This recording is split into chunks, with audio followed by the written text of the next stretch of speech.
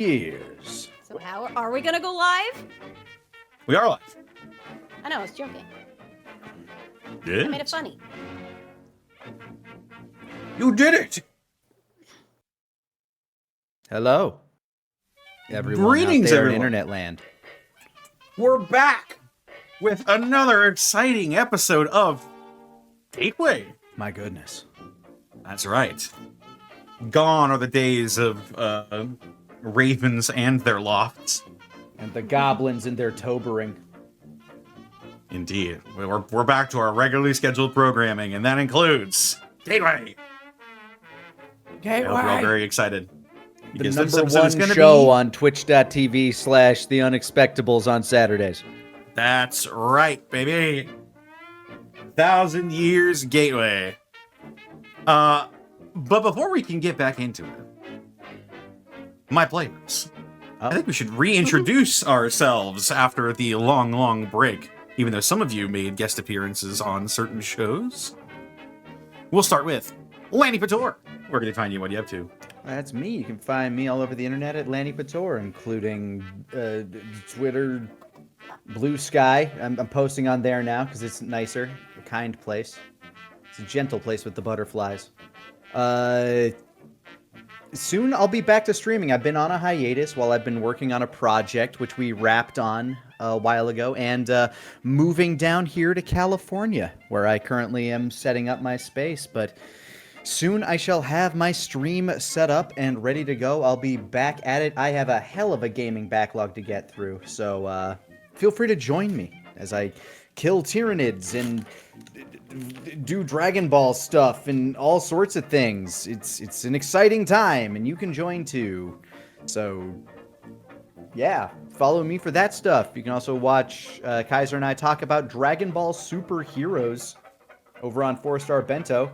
It's a lot of bullshit. A lot of bullshit. Crazy, crazy bullshit.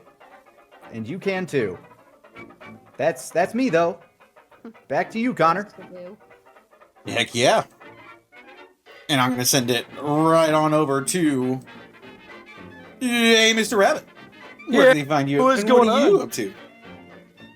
Oh, not much. Hi, everybody. I'm Rabbit. I'm a voice actor and a writer. You can find me on twitch.tv/Hey Mr. Rabbit and Blue Sky Hey Mr. Rabbit. I stream Monday, Tuesday, Thursday, Friday. I stream RuneScape and horror games. That's those are my two things. I play Alan Wake 2. I got the Castlevania collection, so I'm trying to find time to go ahead and get that going on. Good things are on the horizon, I betcha. Say it like a Tex Avery cartoon. I betcha. Boy, howdy.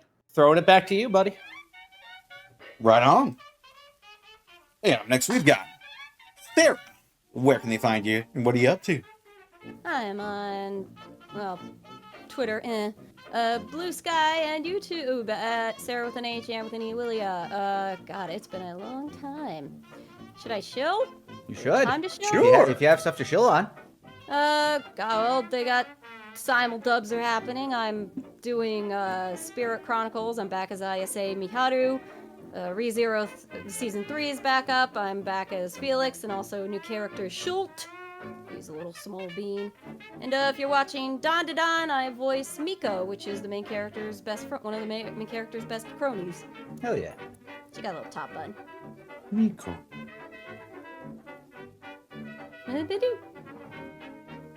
Right on. Up next, we got the latest addition to the Gateway roster, Xanalis Grimm. Where can they find you, and what are you up to? That's me. I'm Zan. You can find me over at twitch.tv/ZanosGrim, where on Monday I will be returning to Stalwart Souls, a D&D game that I run with a few people you might know from the channel. That'll be over around 7 p.m. PST.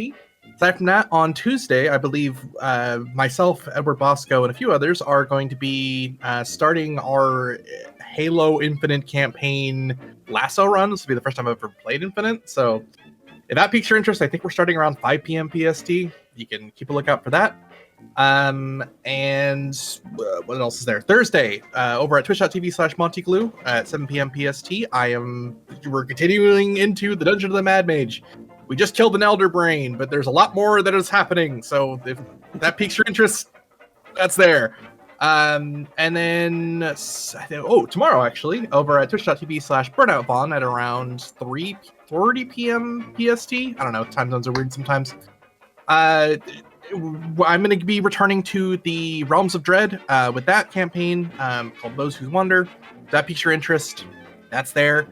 And for those who like Ravenloft, in the works, we don't have an exactly announced date yet, but in the works, there's going to be another Ravenloft campaign that I will be running, set in my own version of Ravenloft. So if that piques your interest, keep a lookout for that. Aside from that, that's me. Awesome. And I suppose that just leaves me. Squeaky chair and all. You can find me on Twitter, Twitch, YouTube, Tumblr, Blue Sky, at Distortion Devil, Instagram at Connor McKinley VA.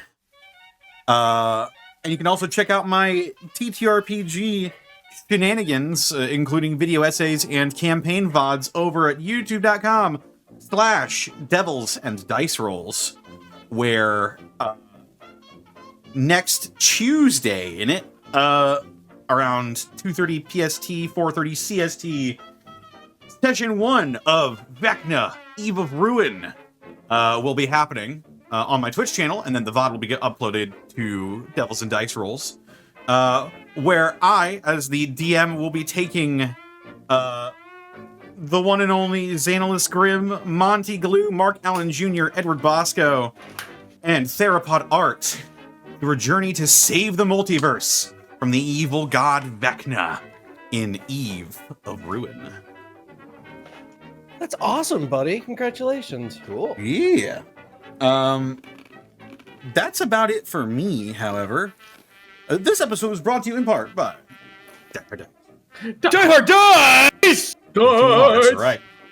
Die Hard Dice is your one-stop shop for dice and dice accessories. And if you head on over to dieharddice.com, you can use the code Unexpectables to save 10%. Get your orders in now, because when the holidays hit, it is going to be a mad dash to get your orders in. So if you've got some holiday plans, maybe some stocking stuffers to get yourself or a loved one some dice, get your orders in now at dieharddice.com. As well, check out our merch store, where over the October month, we released our first Gateway merch. Woo! That's right, the Runaways comic book cover is now available at our Teespring store. Holy crap. You can get the Gateway comic cover design and all sorts of different things. My favorite is the notebook. Because it actually looks like a comic. Yeah. I'll have to snag one myself. Yeah, but if you'd like a t-shirt, tank top, hoodie, mug, water bottle, etc., there are plenty of options to choose from. As well as our other amazing designs over the past. Yeah, that's right. It's a depiction of the final stand at the arena. Apex drew it himself. Although I'm guessing somebody else far more talented did the actual work. That would be Citric King. Yep, that is somebody far more talented. God forbid you steal the Apex's design or AI it. He'll come for you. Oh, God.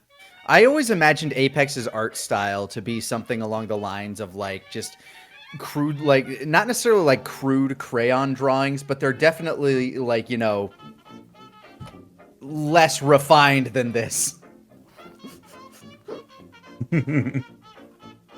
He definitely doesn't have time to ink. Now I'm going to switch to the other layer. Oh, damn it. Furiously breaks tablet. Shit, I drew on the wrong layer. Can you imagine if our campaign devolved into, hold on, I need to find more acrylics. I need to raid this art store.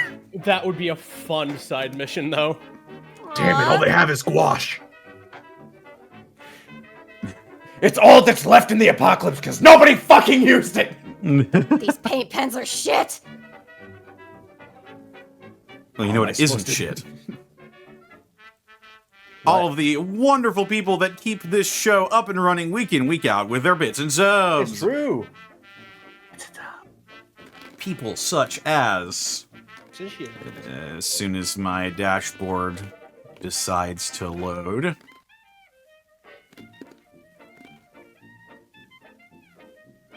As soon as it decides to... There we go. Oh, it'll happen.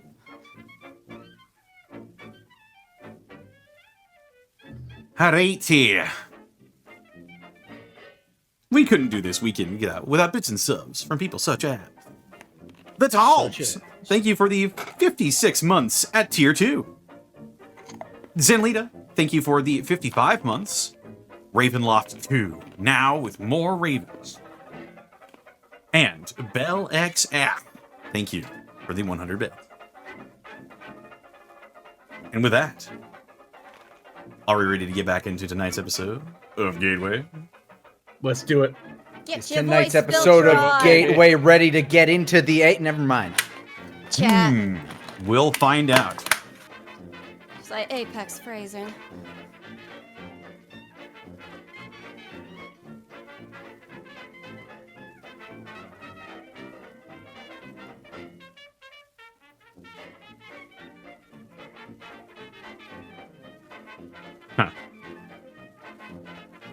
Huh? All right, well, the fade out feature doesn't want to work, so I'll just pause the music right there. I always manually faded it out whenever I've used it. I love it. Brilliant start. Let's go. Love it, Maggle.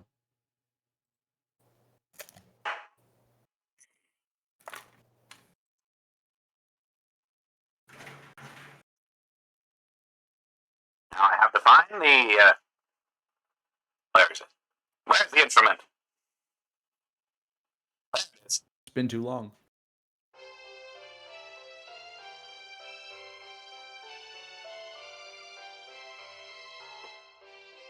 When last we left the runaways, Apex the Wildman, Louise the Scavenger, Alvin the Mechanic, and his stalwart companion, Theo. We're continuing to scout for allies in Westport, a city that has been a constant and looming threat for them in the past. Now equipped to finally deal with problems, they sought an audience with Delilah, former mayor of Westport, expected to go from Louise's path and bury the man she'd been hunting this entire time. After brokering somewhat of an agreement with them to try and oust Deuce from his mayoral position, the two groups talked and hatched a plan. That's Deuce saying something damning and using that as leverage to unseat him. Now, 2 days away from Big O's execution, the Wasteland warriors prepare for a political assassination that could well turn literal. So, wait.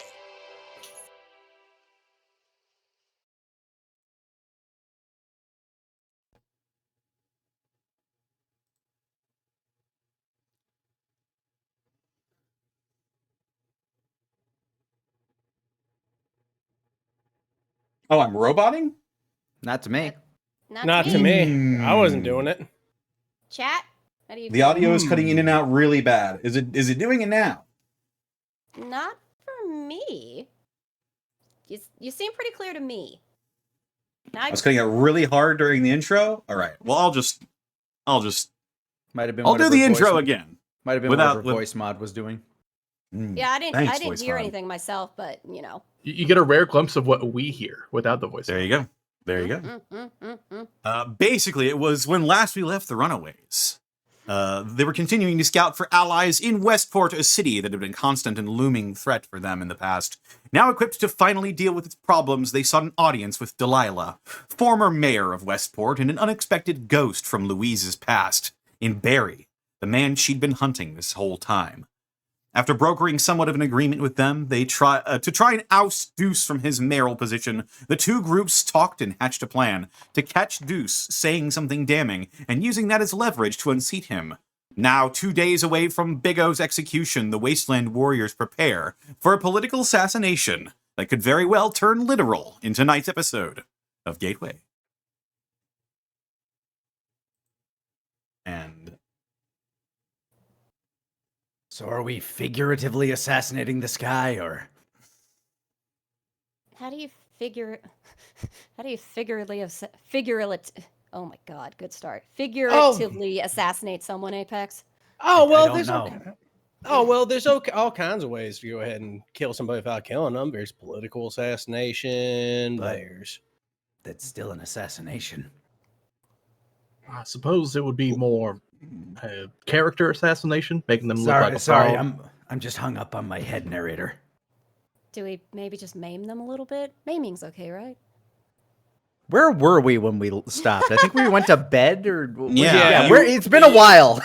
I think we reconvened. Theo was coming down from a bender or having a bender or which. Oh yeah, he's having withdrawals.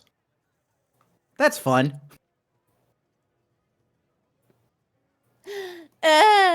Yes, when last we left off, you were getting ready. You had bedded down for the night. You had, I believe, Alvin had followed Barry and talked with him a little bit, and talked with Delilah, sort of single-handedly, trying to get a feel for the both of them.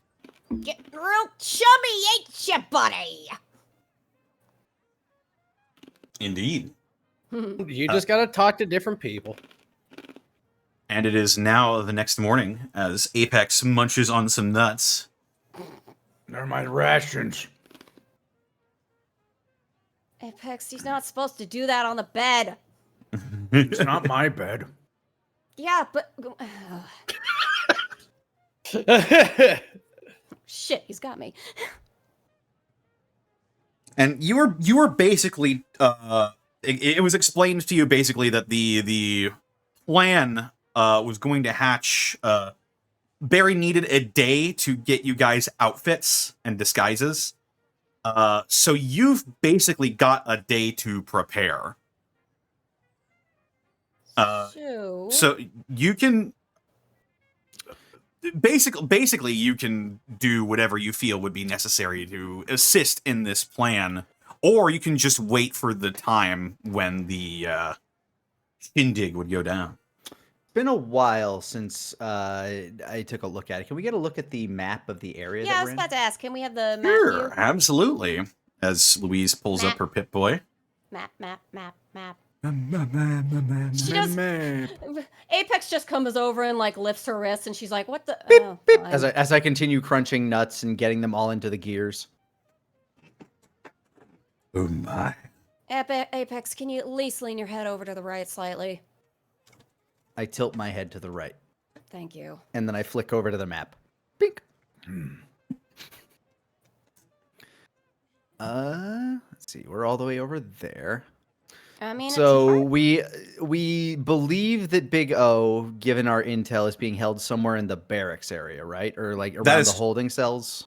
That is correct. You believe he is being held. You believe he is being held in the holding cells along with Toby Blunt.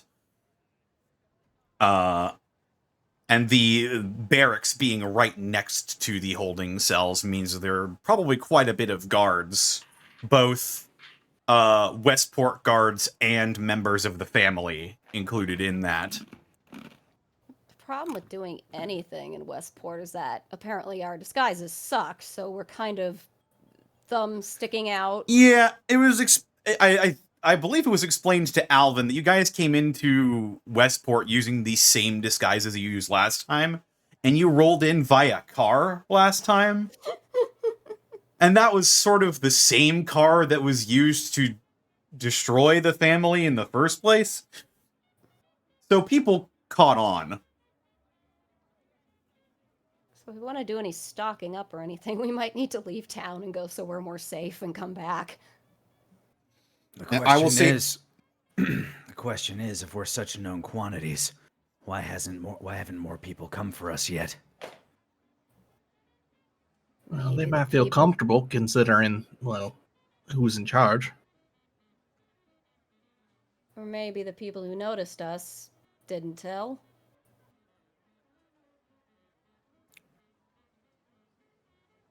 Now, obviously, we don't have a head count for who's new in terms of security and who isn't. I mean, we know that the family came in to kind of fill some of that void.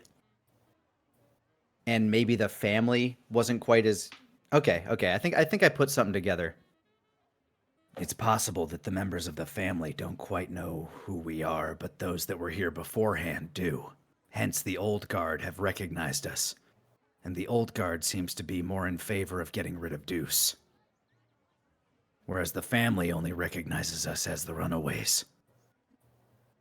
That ain't a bad theory. It would explain why none of the town guard have tried to stop us or deal with us.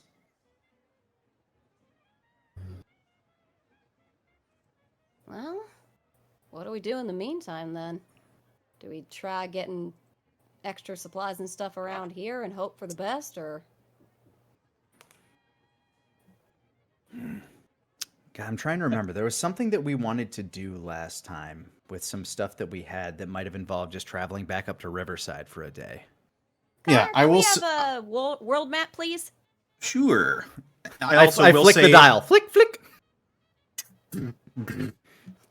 I will say as well, Good at that. it is totally okay for you guys to leave and then come back. There won't be anything like trying to stop you from coming in. It's just if you need to go out and get some supplies, then you can absolutely do that. So yes, here you are, back on the world map. What's our what's like a time limit in general we should pay attention to? with 2 this days. one? Right. Yeah, 'cause Big O. you've got 2 days until Big O's execution. Right. If possible, I'd like to stop by the zoo to check on my bear. On our way there. You have a bear?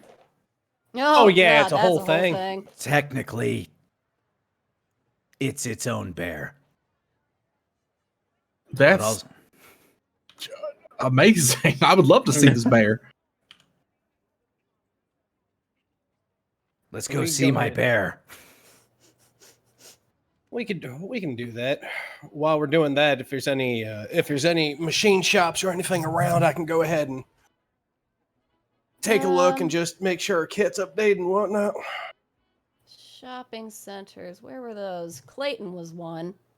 Are we okay in Clayton now? Clayton is not necessarily a shopping center. It is Frontenac was, though. Frontenac. Yeah, Frontenac. You haven't been there since you I were broke Deuce's ribs. essentially kicked out. Yeah, you broke Deuce's collarbone in the middle of a crowded restaurant. Cynthia helped. That is true. Despite him probably deserving it, it sort of spooked everyone, and you were summarily kicked out.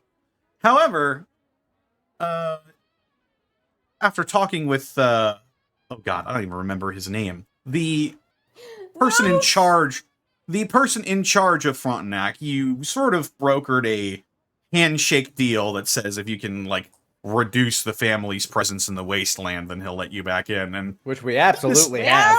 yeah. that's happened. That has happened. Definitively, we have cut their number by quite a bit. All right. To start, why don't we? I guess we could just pop over the botanical garden and then maybe want to go to Frontenac Plaza, get some shopping done. Forest Park is where my bear is. Yeah. And sure.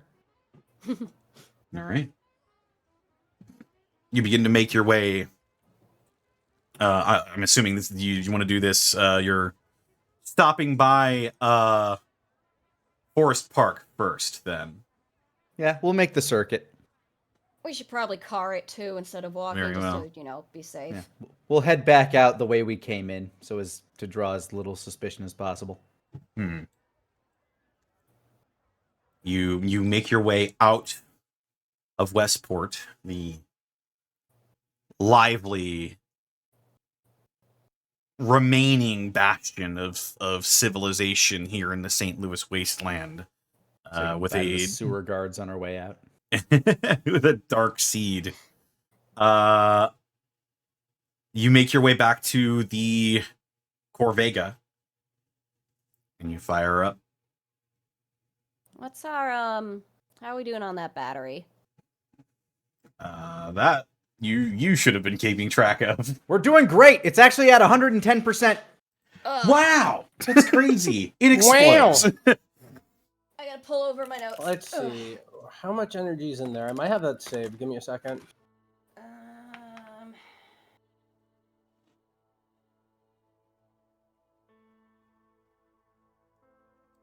I found something. Core says 30%, but that was from a while back. I think I've been updating it though, so Oh, you've been updating it? So Okay. 30%? yeah. Yeah, you know, these fusion cores are meant to last a while. Just off of knowledge you would have picked up over the years, Alvin. These sort of fission-powered cars were basically meant to last a long time on these fusion cores, and given the amount of doing what you're probably not supposed to do with this model of car, i.e. stunt driving and pooting all over the place every day. It was a necessity! Yeah, I know. But yeah, you've I believe it gets reduced by 5% for every use on the road. So- I thankfully have a other fusion core that is still at 75% in my Fallout batch, question so that you never know. really came up until now. Uh-huh. Those gas stations, you know, like in Fallout 4 and like 76 and all that shit. Yeah. A Red Rocket. Red Rocket, everything like that. Are considering what cars run on, that isn't a gas station. Are they gas stations and also places to charge these things? Well, It's a long shot, but Uh, I want to see if there's any way I can maintain these, or at least recharge them, or maybe if we think of need places to to- get more. If we Make need to, there us- is a Protectron at Forest Park that might be powered by one. make a smarts roll. Are you suggesting we fucking just take the protect? I found Protectron? my Please, notebook. don't kill me. I found my notebook for Gateway Notes, and it looks like the last time I wrote down was 52%. Oh, 52%. All right, 52%? then. Yep. Yeah, That even must better. have been for a different power. That must have been for a different power cell. Go ahead and roll smarts regardless. Yeah, there we go. 9? Yeah.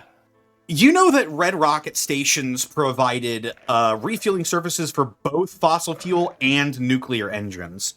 So yes, this would be a place where you could restore the viability of a fusion core. As to whether you have the know-how to do that, that is probably going to be another smarts roll once you've got the equipment in front of you. You know, I say while looking at the fuel gauge, if we find a Red Rocket station or something like that, we might be able to go ahead and see if I can't get it running and maybe charge up this baby. That would be useful. Looks at her map. I don't think we've come across one of them yet, or am I crazy? Well, you know, more so.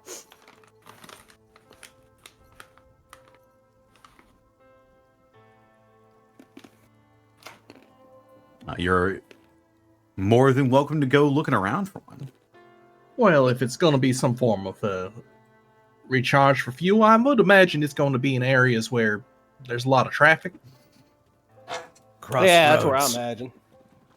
Well, we could just go driving on these dark spots we ain't filled up yet. Somewhere Caitlin is going, yes!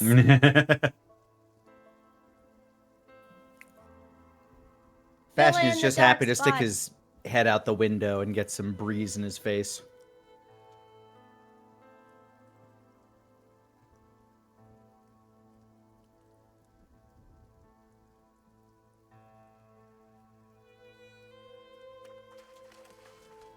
We Yeah, drive. as we go to We Forest drive. Park, can we sort of fill in this like little upside down horseshoe a little? Forget I can ping stuff.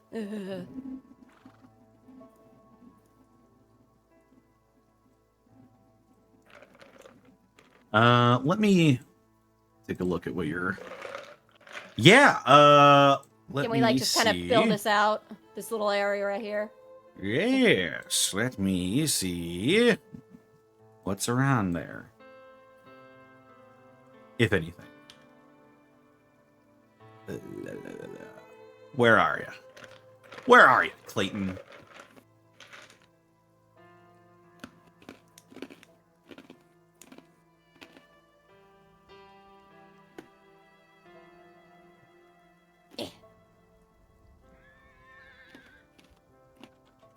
just do my little fidgety noise. Okay. Those are just Louise's driving noises. Just making them.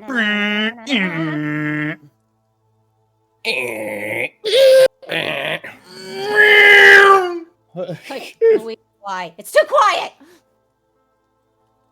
Shut up, Phil. There you are. There you are. So you're looking for red rocket stations, correct? Yes. Just as we're driving, seeing if I can see any signs or anything like that. Apex, use your eyes. I will use my Apex eyes. In- Hiya! Use your Because, you know, Apex I'm vision. driving. 7. 7? That's a moderate Minor. success.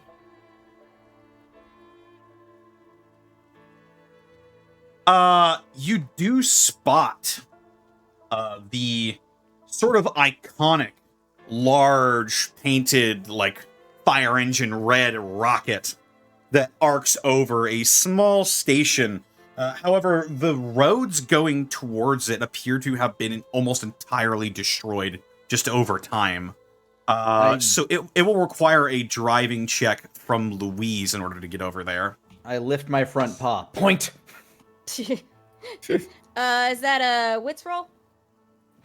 Or just a straight Yeah. roll? It's... I mean, it's wits with the feet, I think, but God, what am I just stats operating the Okay. vehicle. Or a smarts roll? Or is it a bot? You decide, Im- im- Connie, or it- God. Yeah, it really depends on how you want to think about it, whether it's like physically controlling the vehicle and just maintaining the reflexes. roll for this. I think it was a wits roll, so let's go Okay. with that. Heh. 6. 6. It's a little bit. It's a little bit of a. You're not used to. You're used to driving on these somewhat smooth sort of paths that have been laid out by the old world. Obviously, there are a few bumps here and there just due to the nature of the fact that the world's been destroyed. But you've never really had to drive off-road yet on your own. And so it's a little bit tricky, and unfortunately you end up wasting 5% of the fusion core trying to get there. But we do It's get this there. massive grinding sound as she does it, and she looks to everyone else, and she's like, "Don't tell Cynthia if we ever see her again, please." Apex would know what we're not telling her. Well, You- sounds like you all need a mechanic. Yeah, you do eventually get there. Let me go ahead and lay out where this is. Apex You just said, says you said 5%, right? 5%, yes. Apex just says I'd be more worried about Boss Man. Oh,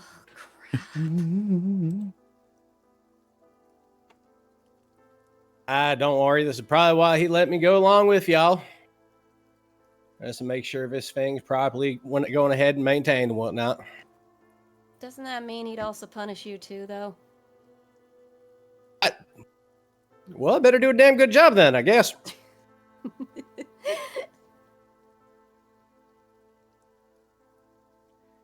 And let me go Make ahead it. and... Eventually you do. It takes you a little bit of time, and it does cost a little bit more from the fusion core that you've already got. But that may not matter, as you are... I hope this isn't, like, massive. It's massive. Woo! There it is! It's like the real world. Just oil owns everything. Oh, where's it going? There it is! Where's it going? Yay. There we go. There we go. Let's go ahead and fill that in. Fog of War, reveal areas. Fog of War, more like Fog of More. Fog of more stuff. Apex, Apex, is it just my vision, or does that thing looks like it's shooting around different areas? I think it's the way you're driving. Seriously, you- it's like that slow process when you're stuck in mud of just like reverse, forward, reverse, Forward. You successfully find your way to a Red Rocket station. It is barren, as it is in the middle of nowhere, basically.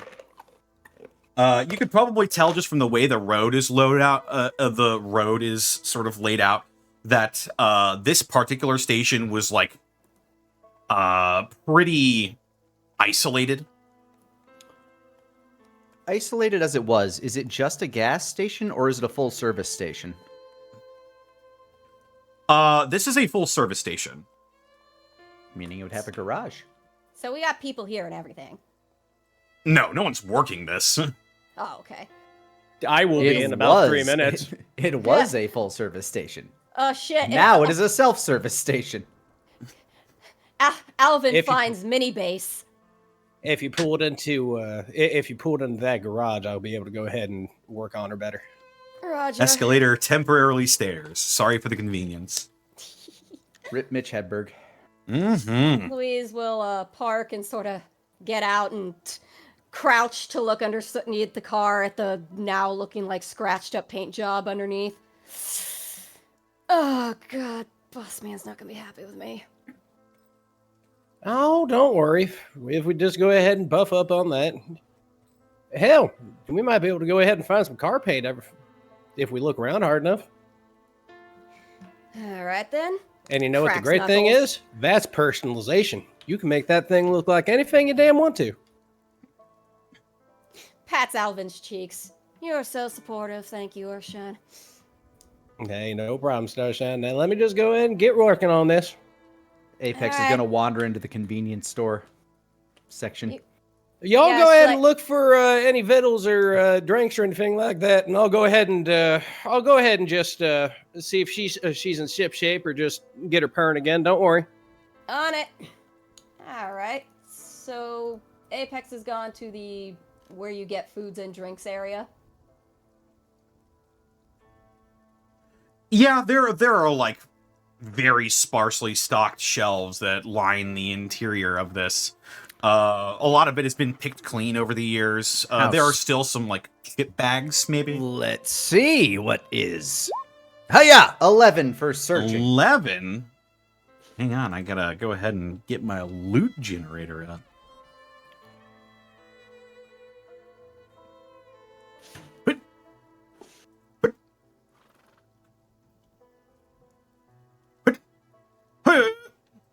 Right. Let's see what you find. Oh, perfect. Apex. Yeah. You are absolutely delighted to find a bag of jerky that is perfectly pristine. My eyes glitter. Anime eyes.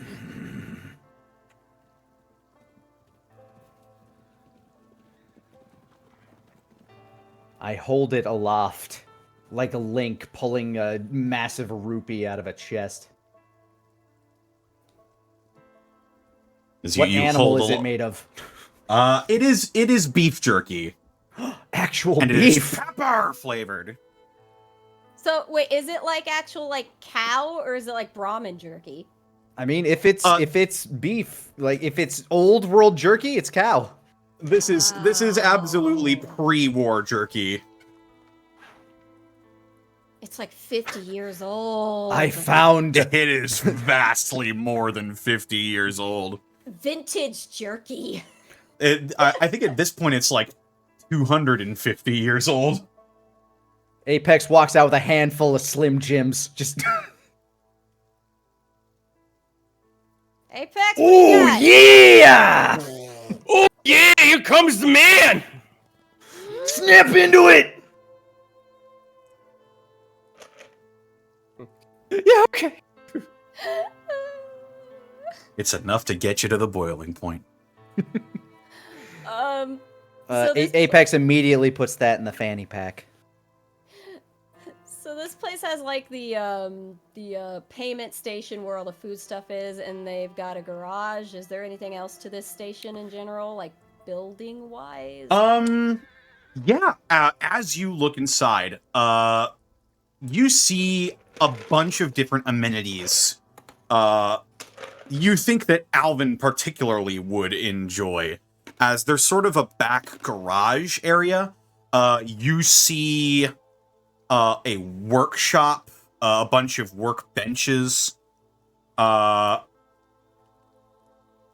basically everything Alvin would need to work on what he does is here. Nice. I'll roll scavenger on that. What precisely are you looking for? Something to keep the car going. Or is it too metagaming to be like something fusion? No, go for it. Related. All right. Go for it. That's the perk. You just say what you want. And... 11! Yay! 11? Yes. Give me one moment.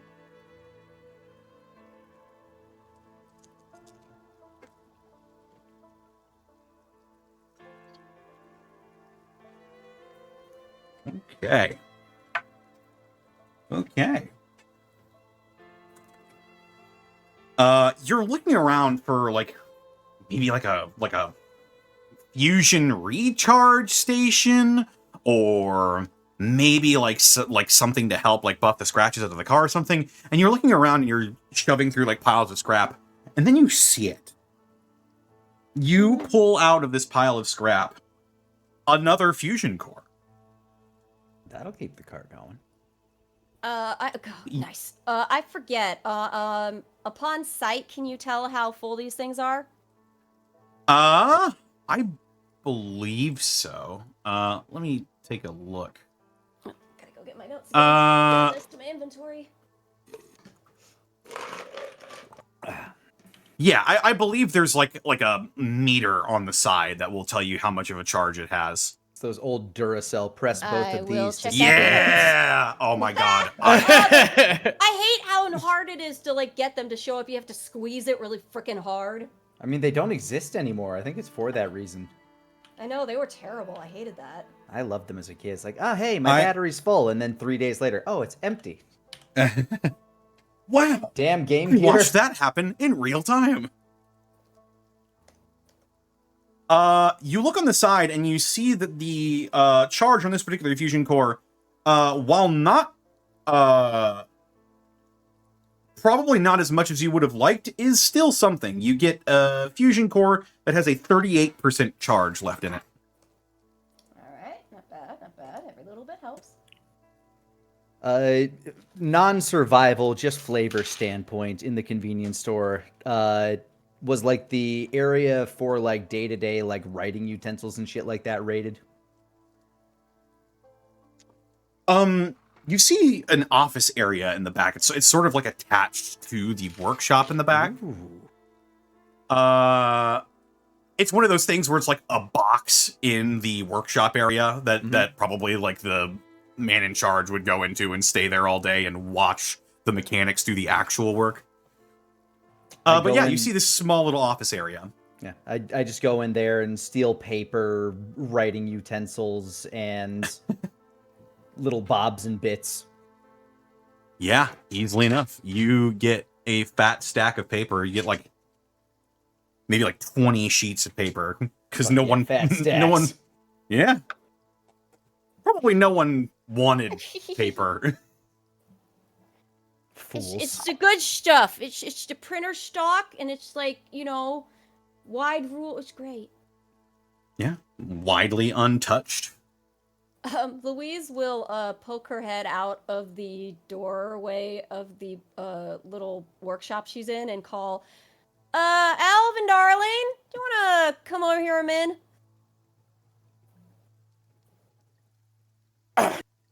Out from under this.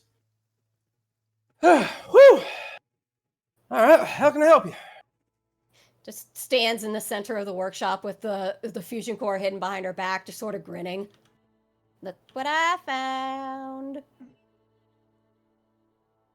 Oh my god. Oh no, that's not all. She now produces the fusion core from behind her back. Seriously, how much do you love me right now? God, come here, you little baby. And he just scoops it up. He cradles it like a little child and just smooches it. I love for a second she's like, oh, this is like, oh, he means that. Well, yeah, makes sense. Oh, get Ape- you. don't know why. Apex walking out behind you with his arms full of reams of paper. Guys, nobody took it, and runs. Going back to shove it in the trunk of the car. There's more! Runs back into the office. Stationary! I don't know why, but I just got a very vivid visual of Alvin cradling this fusion core, like that picture of that man holding the blobfish. My child. The child. Never He'll talk to me or my son again. Alvin will lean over and give you a smooch. Thanks, darling. This really helps out. This thing, god damn, I'll get this thing installed right now, honestly. That way we can get this thing up and rolling, then we can go ahead and well, that takes care of that problem. And then we can go ahead and see if we can't charge up the other one while we go ahead and fix up everything else. Yeah, got a nice workshop space here too, real quick, if we want to do a little bit of tinkering before we go. Yeah, it is. Ooh, he rubs his hands together. God damn, yeah, I could definitely go ahead and fix up some of this shit. Does the thing where she takes two fingers and just sort of places them on her lips and then puts them on Alvin's lips. All right, you have fun. I'll go see what Theo's up to. Speaking Believe of, it. what has Theo been up to? He's still just jonesing in the back seat. Theo in the back of the car has taken a full dose of Med-X and it's just kind of relaxing and vibing in the back seat, just smiling. Is that what Med-X does? It's a painkiller. Yeah, but is it sort of like, oh man, time for my Pink Floyd fix? I'd imagine so. I mean, It's an opioid. yeah. Yeah, Med-X is basically morphine, I believe. So Yeah, it is like, brand name morphine. I think it's just the fact that he's no longer dealing with the withdrawals. He's just kind of relaxing, not feeling quite as itchy or as twitchy, and just kind of vibing and relaxing, seeing his new friends enjoying their time. Every Theo, now and as again, you feel the car shake as Apex throws another ream of paper in the back. Knocks on the window. Hey, buddy, you all right? It couldn't be better. Thanks. So is it easy to tell read that on you that you've taken it? Yeah, he's probably got a used Med-X needle next to him. Ah, so yeah, definitely feeling better then, huh? Yeah. After our talk last night, I figured, well, I'd rather be known to fight this devil of a thing than to keep it hidden. But yeah, the twitches were getting real bad, so I figured might as well use one. No, fair. I mean, gotta, I guess, wean yourself off it somehow, or I don't know. I got lucky with my experience, so how much how you doing on your supply? Ooh, that's a good question. Let me double check. Also, while you're checking that, as you have, as your body adjusts to the familiar chemical, you are no longer suffering the addiction penalty to Med-X. All right. And you are currently have the benefits of Med-X, which is you, for the next little bit here, have a temporary shield rating of 1. Cool. Cool. He kind of opens his bag and shows that he's got 3 left. How long do you think that's gonna last you? Certainly depends on what's in front of us, I guess. Louise will. Actually, I need to grab my computer for this. Louise will think about that for a sec, and then she'll sort of grab up her bag, fish through it a little bit, apologizing to Phil as she jostles him. Yeah, sorry, buddy. I just gotta move you a second. Hang on. Okay, there we go. She will pull out another Med-X and hand it to you. Oh, that's quite kind of you. Well, sorry, let me set this back over here. Well, got some hard times coming up, and if we got to get you through it that way, we will. Yeah. Looks at him seriously. Are you thinking about after things settle down, you might find a way to kick the habit? Things ever really settled down around here? Well, I mean, if you got friends that'll help. Alvin knows this shit firsthand, you know?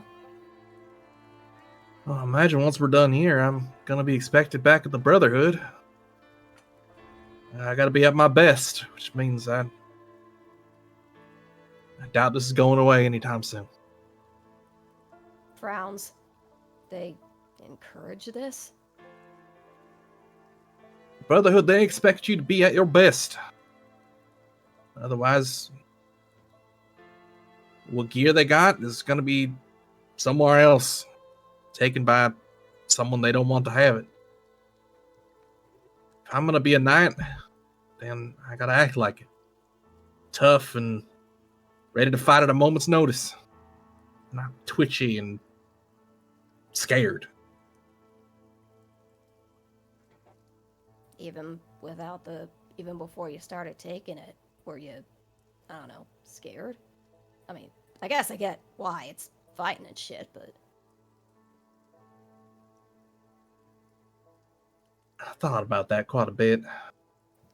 And yeah, I mean, I think only the people who have never actually fought are the ones going to boast that they ain't at least a little nervous when the muzzles start flashing, but I think it's more that, I don't know, nobody wants to die, but if I'm going to die, I want to die for something that at least makes sense. Too many people I know just, I don't know, one day they were there, one day they weren't, and there was no rhyme or reason to it. They just gone. And I don't want that to be me if I can help it. Yeah. Shrugs and gives him a pat on the shoulder. Well, I ain't gonna tell you how to live. I got complicated feelings about it. Sort of. But for now, it's like, let's keep you comfortable at least. She waves a hand and sort of gets out of the car again. Because she like sat for a second. Like, well, don't let me ruin your good time. It's always time to talk about this more. Louise? Yeah? Thanks. And if I do have a chance to get rid of, the need for this, then I know who to call on. Maybe one day you'll meet her, but our previous traveling companion said something akin to, and scratches her head for a second. Shit, I'm gonna have to paraphrase this. She's gonna hit me if I don't get it close to it. Basically, it was something akin to this very cliche, you're stronger without it, you don't really need it sort of feel. Damn. Wish I could remember. It was really good. She sort of walks off, muttering to herself, being like, man, it was a really good line, too.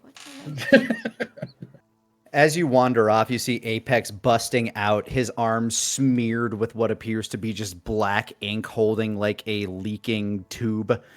There's a box in there full of ink. He's just holding a printer like toner cartridge. Apex, you are washing yourself off before you sit on those seats again. Cynthia will murder me. His eyes sink. Just put it in the trunk or something. He nods and runs to find a tarp. Jeez, when this car becomes such my responsibility. Okay. I guess she'll mosey over to the food area too and sort of, I could roll a regular thing of searching since, that was such a good scavenge roll.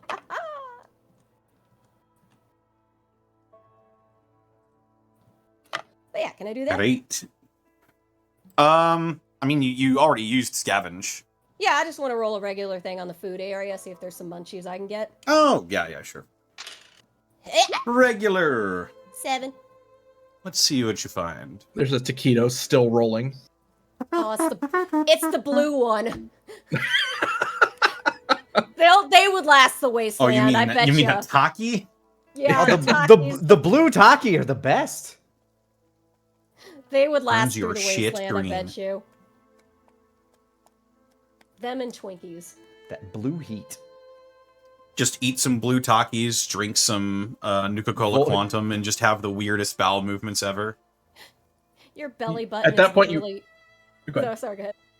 At that point, you have a bowel experience. Radiation light is literally shining out your fucking belly button. It Like reacts Steven in your Universe.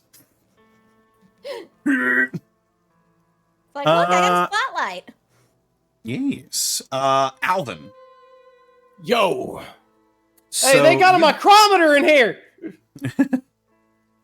You've got access to all of these work. You look around, and with your practiced eye, it's easy to see that these sort of dedicated areas would be perfect as a small workshop, and you can use this place as a workshop for yourself to utilize some of your perks. Oh hell yeah! You've asked You're a me, little a man with a little home away from home. You've asked me, a man with mechanical theory, to do mechanical theory. The safety valve in the sewer is still one of my favorite stories to talk to my viewers about.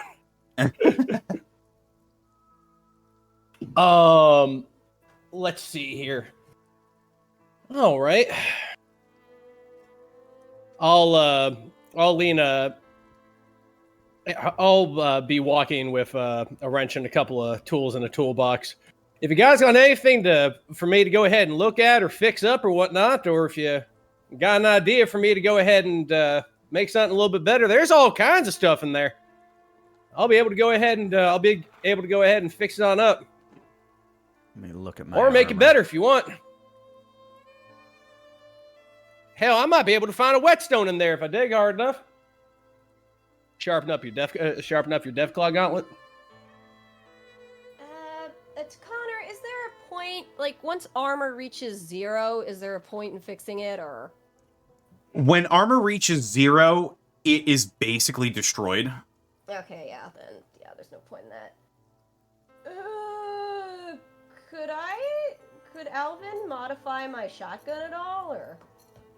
Yes. This would be the place to do it. Alvin, I believe you've got a perk for that. My perks are Can We Fix It, which is long form fixing, patch job, which is short form fixing, and upgrade, which is being able to upgrade stuff, adding perks and whatnot to this and that. Mm-hmm. And then float like a butterfly to give a shield, and stand like a bee, where my melee weapons gain breach 1. So, Because I used to be on a crazy cool thing that all the kids were on. It was all the craze. It was called Psycho Buff. mm-hmm. So if you want to upgrade anybody's weapons or armor, this is absolutely the place to do it. That would be great. Do I have to choose a weapon, or can I give him as much as I want?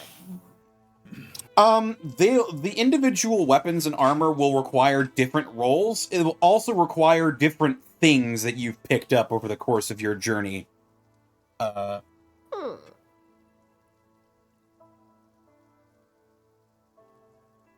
I will give Alvin my SMG. My assault lethal is a shotgun, right? Or assault rifle, yeah. Yeah. I'll give him that, and I'll give him my mini Madcaster, and be like, think you can soup them up a little bit? I might be able. I could probably fix them up. Let's see, Madcaster's Archer Tech. That'd be fun to go ahead and give a look through, but I think Archer should be able to fix that better.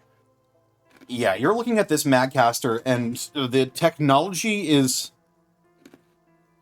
mini Mad while Caster. it does look like it wasn't like machine made. This definitely looks like it was while not cobbled together from just random parts, it definitely looks like they made do with whatever they had on hand.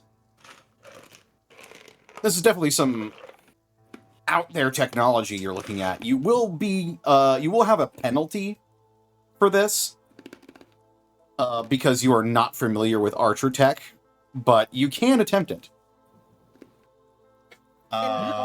And So- also, Alvin made my new armor, my synth armor. Can he upgrade that anymore at all? That's going to be a bit of a Yeah, like because he already made it so that it sort of took in and was able to fit you, I believe, last time. yeah, it has Okay, an armor okay. rating of 4, but like it However, can't. you have never Much seen more. anything like this before. Okay, just the weapons then.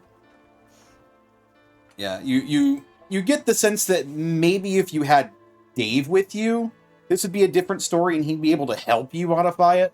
But seeing as how he's currently gone, Nobody's thought about him in a while. That's how it it's works. true, yeah. He's just sitting past a window at the edge of existence, just sadly. Just fucking disappeared on Cynthia when they got too far away, and she's like, I didn't know it was a group effort! He stopped being rendered after a certain distance. Yeah.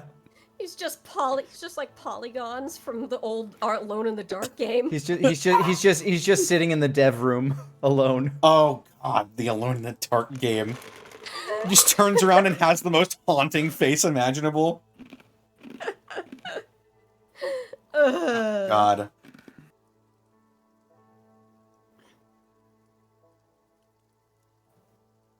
He just constantly had the expression like he just saw someone eat a baby.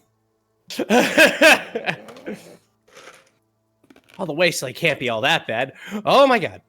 They asked if Alvin can do anything with the SMG, the assault The first person Dave saw was just screaming Joe. I seen cats. Sorry, what'd you say, Sarah? So, yeah, if Alvin can do anything with the SMG, the assault shotgun, and the mini Madcaster, that'd be great. I just saw like Uncle Roger on the horizon. Oh no. MSG. So what would you like? Because there are several upgrades that you can get. So what would you like for the individual weapons?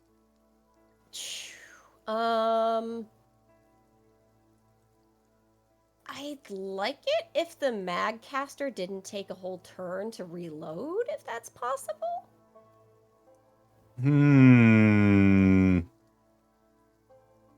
Maybe If not, expanding maybe the magazine? you can load more than one shot at a time.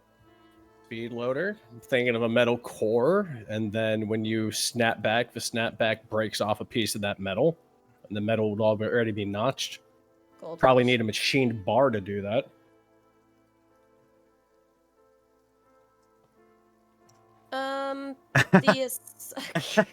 I've been, Sorry, yeah, I just like I thought- said, don't get me started. Don't get me started. I just thought of something. So, does upgrade say that you need to make a roll to try and do this? Dude, let me just copy paste what you sent me ages ago. Give me a second. I can open your sheet. Pretty sure Okay. it's a smart roll. You may I'll attempt to upgrade a piece of gear. Roll smarts on a result of 10. You successfully modify the piece of gear in the span of a day. On a result of 7 and 9, the process will take either up to a week. So basically, you're here, Definitely can't take a and week. you believe you can do this. But it will take you the day, essentially. Damn, and that's just one weapon. Yep. Upgrade is a downtime skill, unfortunately, and you're in go time. Yeah, I built this system with the idea of there just being downtime.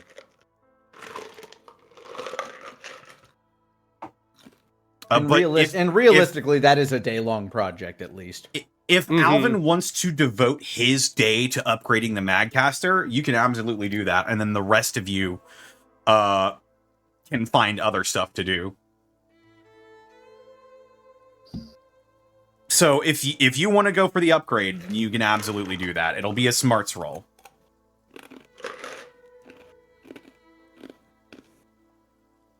Unfortunately, it will be also -1, just because you're unfamiliar with the Magcaster tech.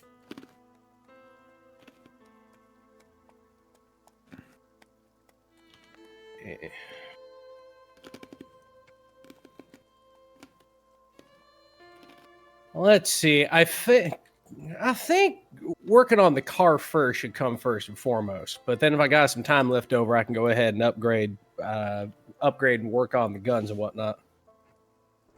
All right. Apex, what's the over under on me going ahead and sharpening the claws on your Deathclaw gauntlet? Are they still sharp and whatnot? Sorry to bring this up twice, but you have carved through way too many things. I think you've killed maybe 3 times the Deathclaw might do in its life. The thing about the property of the Deathclaw Gauntlet, I'm not sure what you'd be able to do to actually upgrade them. They're already lethal and rending. I could clean them. That's true. That is true. I mean, just that's, take a that's, detailer. I mean, if for flavor you'd like to take like a buff and a Dremel to them or something, sure. But yeah, I did. Damn, I didn't know it was like that. Fucking lethal and rending. Jesus. All right. I mean, yeah, they're Deathclaw Gauntlet. The drawback is I have to be in melee with them. But yeah, I can sit there like a dog as you use one of those Dremel files to resharpen my claws. All right. Well, that's gonna go ahead and be second. You just stack them on a pile, and I'll go ahead and get through the pile as much as I can after I go ahead and swap out this cell, and I go ahead and work on this car for a hot minute. All right. Everything works on a work list, and that I thumb over to the Corvega.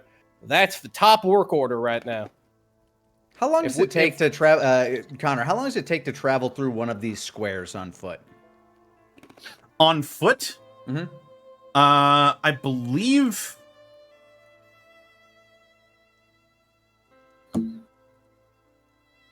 Yeah, because this is like if we're 1 square away from Forest Park, how long would it take me to go over there if Alvin was going to take the time to work on the car and all I want to do is check on my bear? Because from a metagame perspective, I'm working towards getting that 1 perk that allows me to have an animal friend. Let me fucking look for you.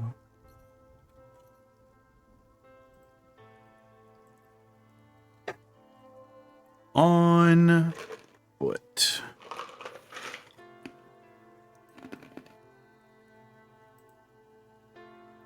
To get from here to the St. Louis Zoo on foot, it's actually not terrible. It's probably about a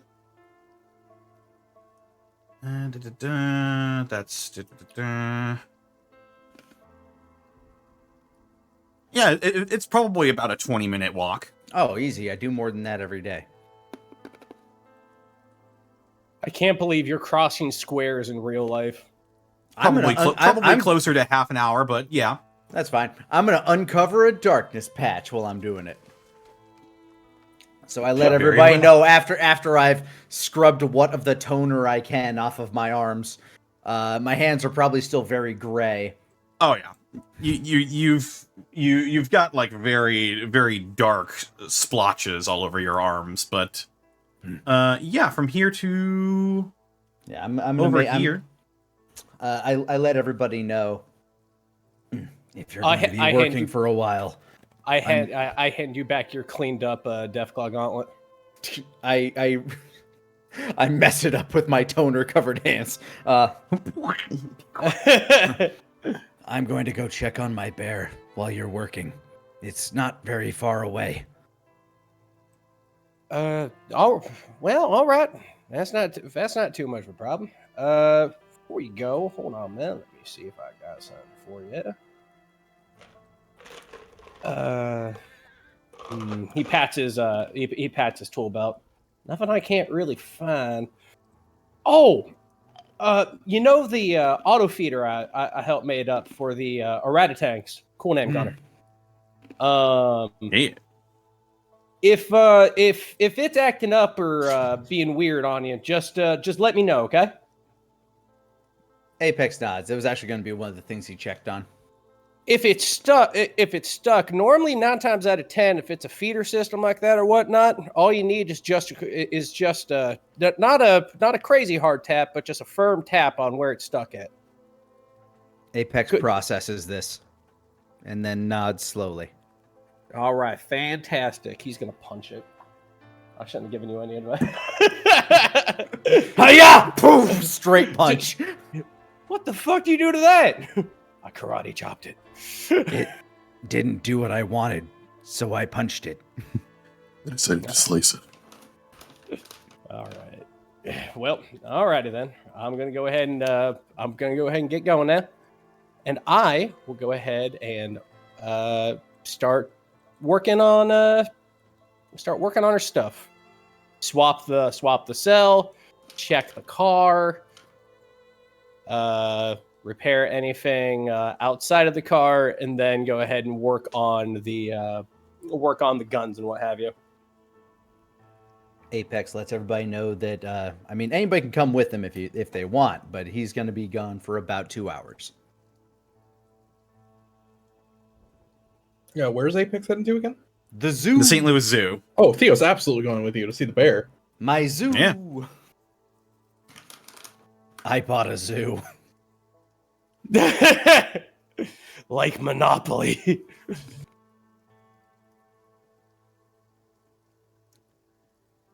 In truth, I honestly should have separated a bunch of stuff that's in Forest Park. Meh.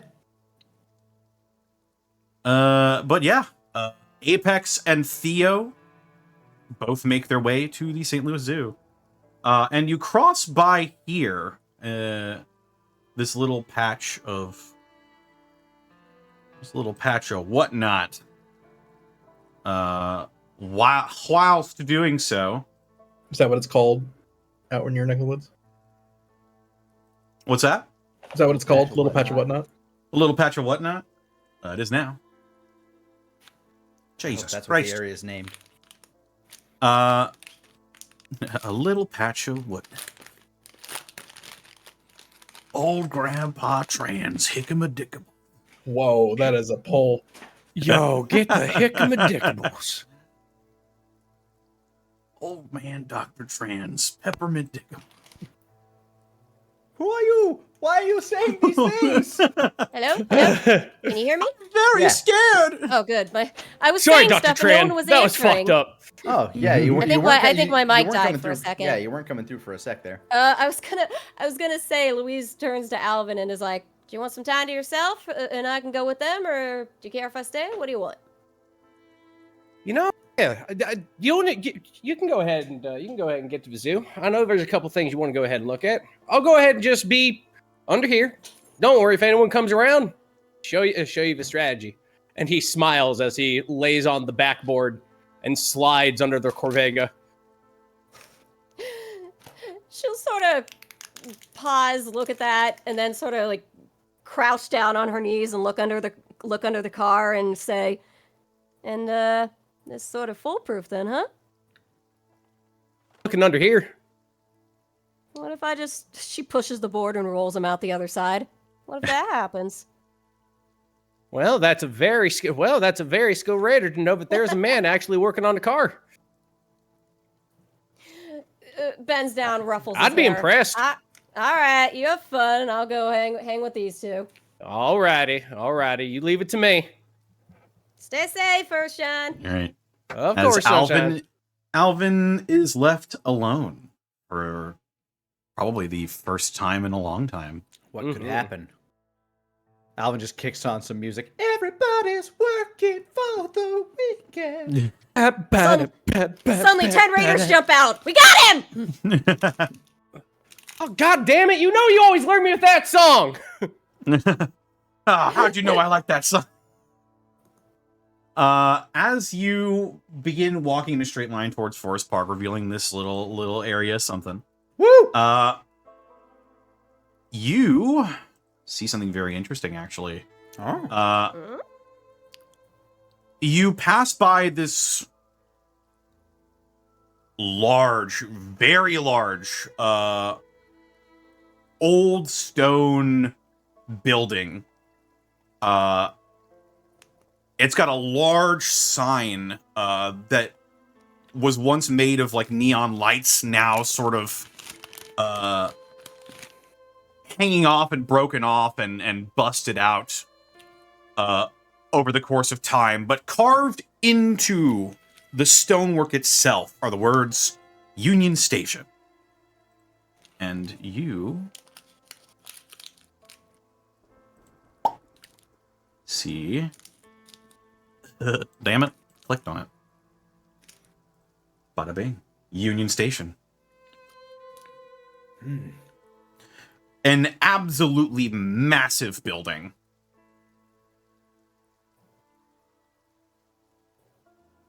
I wonder what they did there. Huh. Well, can take a quick peek at it, as long as we don't take long. Do my cursory signs of life look? Boop. 11. 11, yeah.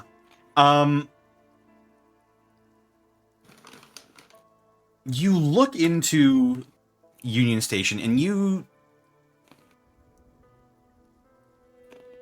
Sorry, you do see a bit of movement on the inside as well. I hold my hand out as if like stop, and I like kind of hunker down a little bit as I try to analyze what I saw moving. With your 11, you discern what appear to be humanoid shapes and more than a couple of them. Humanoid. Their movement pattern, did it appear to be animalistic in nature, lackadaisical, hostile, tactical? Pretty casual from what you saw. Nobody was moving in a particular rush or with a gait that indicates to you any sort of danger.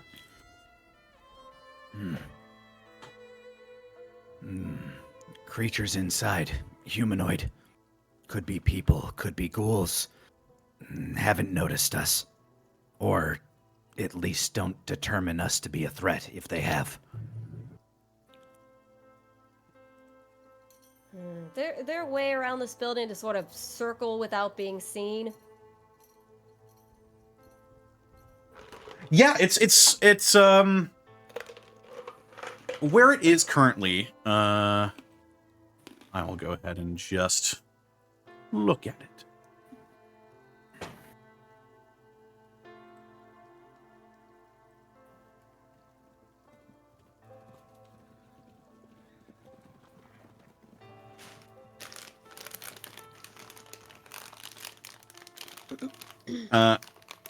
Where it is currently, it's sort of it is on the side of the road, so it's pretty easy to just sort of duck around it and go around. You see like an abandoned parking lot that you could cut through to avoid the station in general. Apex, I keep don't my- want to play this.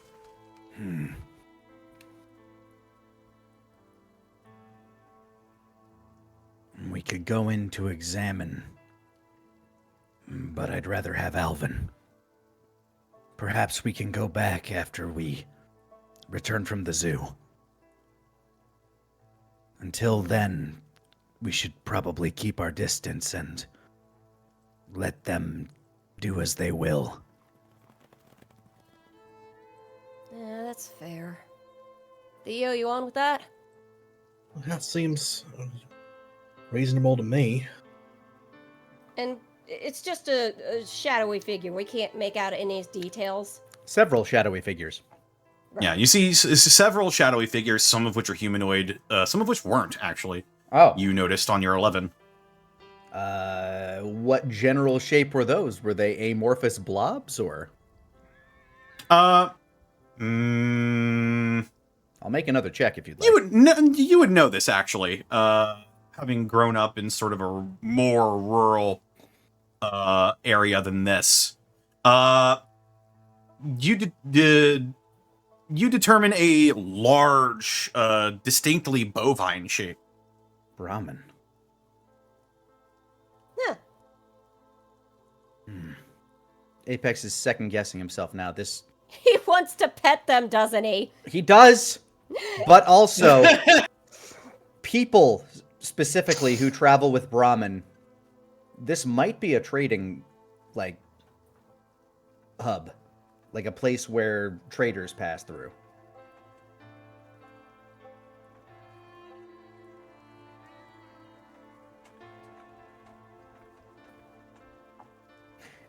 Apex sneaks closer. About to move on, and then Louise 9. like, "Oh, Wait, hold on. Cow. no, Apex." As Apex sort of wanders off. We Looks should at come back Theo. later with Alvin. Wait. Wait a minute. Hold Looks that. to Theo, shrugs. Yeah, he Kyoto likes Mate. ramen. I got a you 9 on creep- my sneaks. You creep further towards the building, and as you do, you notice the dull din of movement sort of begin to cease a little. And coming out of the station, there are like several doors. There are like 3 doors at the front of this place. Are what appear to be armed guards. Particular uniform. Anything I've seen before? They don't appear to be wearing any sort of uniform garb. You see one that's wearing a leather jacket, sort of has an assault rifle at the ready, not pointed at you. Definitely one of the rough and tumble types looks like a very practiced mercenary. Have they come out because they noticed me, or have they just come out because they seem to be on patrol? Given that all of them are looking directly at you, you get the sense that Okay. while maybe some of the other people inside haven't noticed you, these people definitely did. Then I stand my ground, make a cursory look around me for cover that I can run to in case they become hostile. Don't worry, they have T-Rex eyes. They can't see you if you don't move. I'm guessing with a 9, I at least have cover that I can dive behind should they become hostile. Yeah, there's like a turned over car that you can easily just flip behind. But they don't, other than making their presence known, they don't seem to aim their weapons towards you or make any sort of aggressive motions. They don't even call out to you. They just stand at attention. I just tilt my head a little bit as I glance at them, maybe getting a better look at the interior. Go ahead and make another wits roll as you're looking inside. 9 again. 9?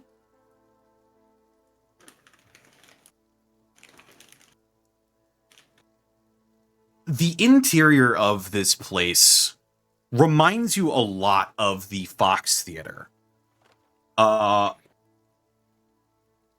lot of the sort of carving work, the masonry that went into these stonework and the detailing is intricate and very well done, and is seemed to have stood the test of time.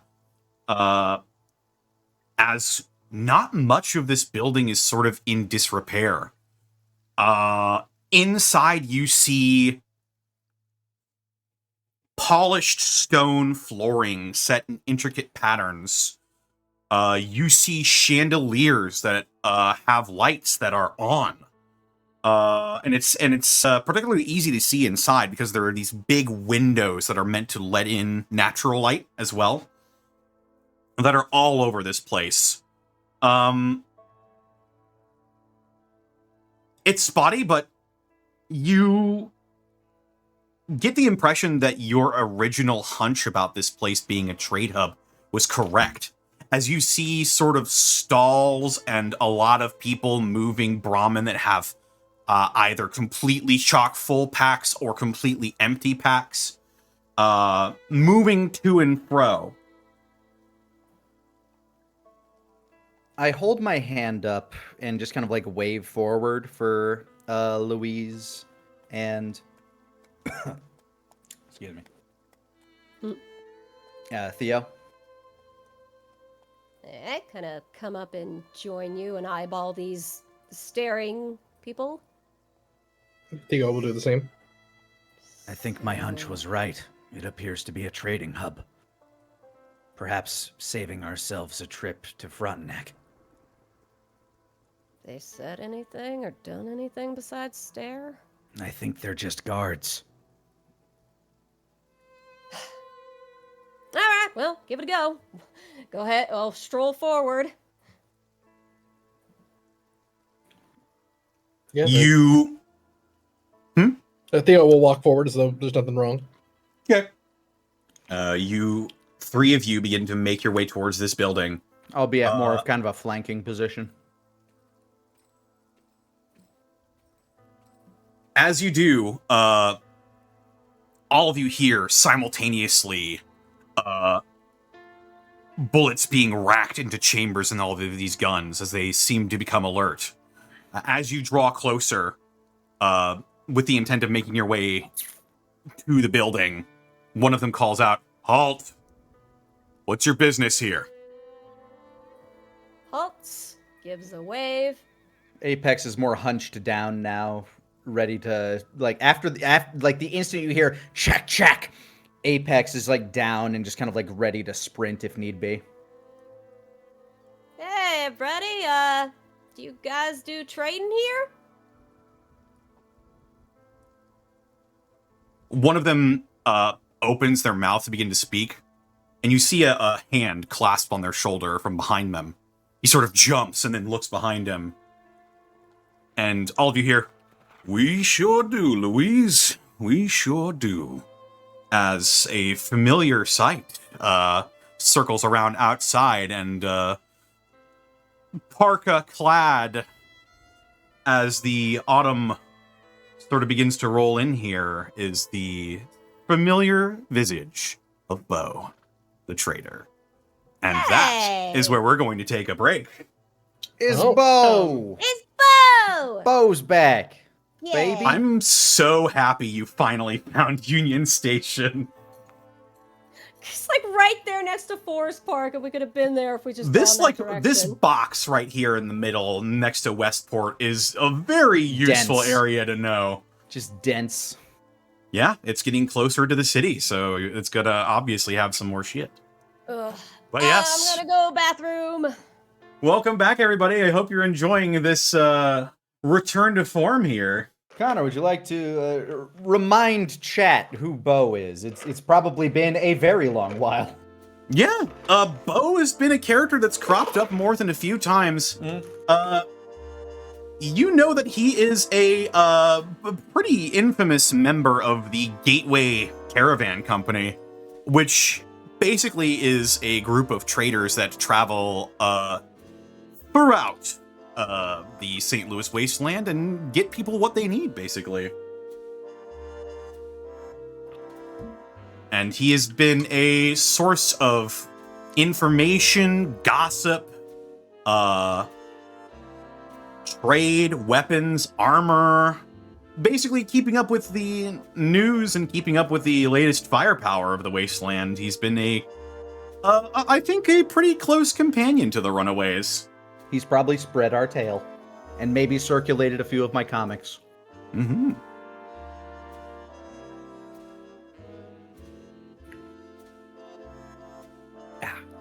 As I believe, if I look here, yes, the Greater St. Louis Trade Caravan, you have quite a good standing with them. Mm-hmm.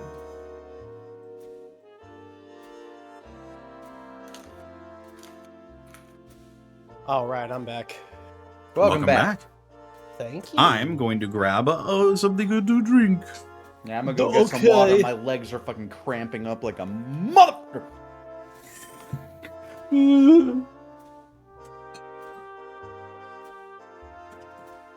My legs are cramping like a father. Oh, mine are cramping like an uncle.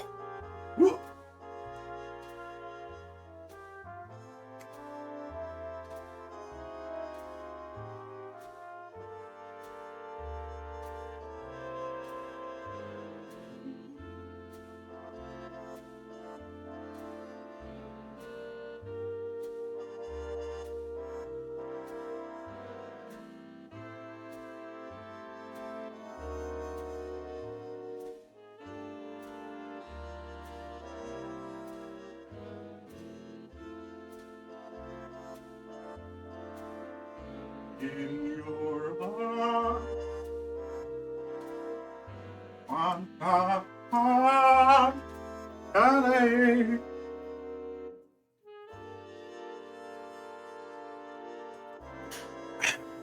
Also,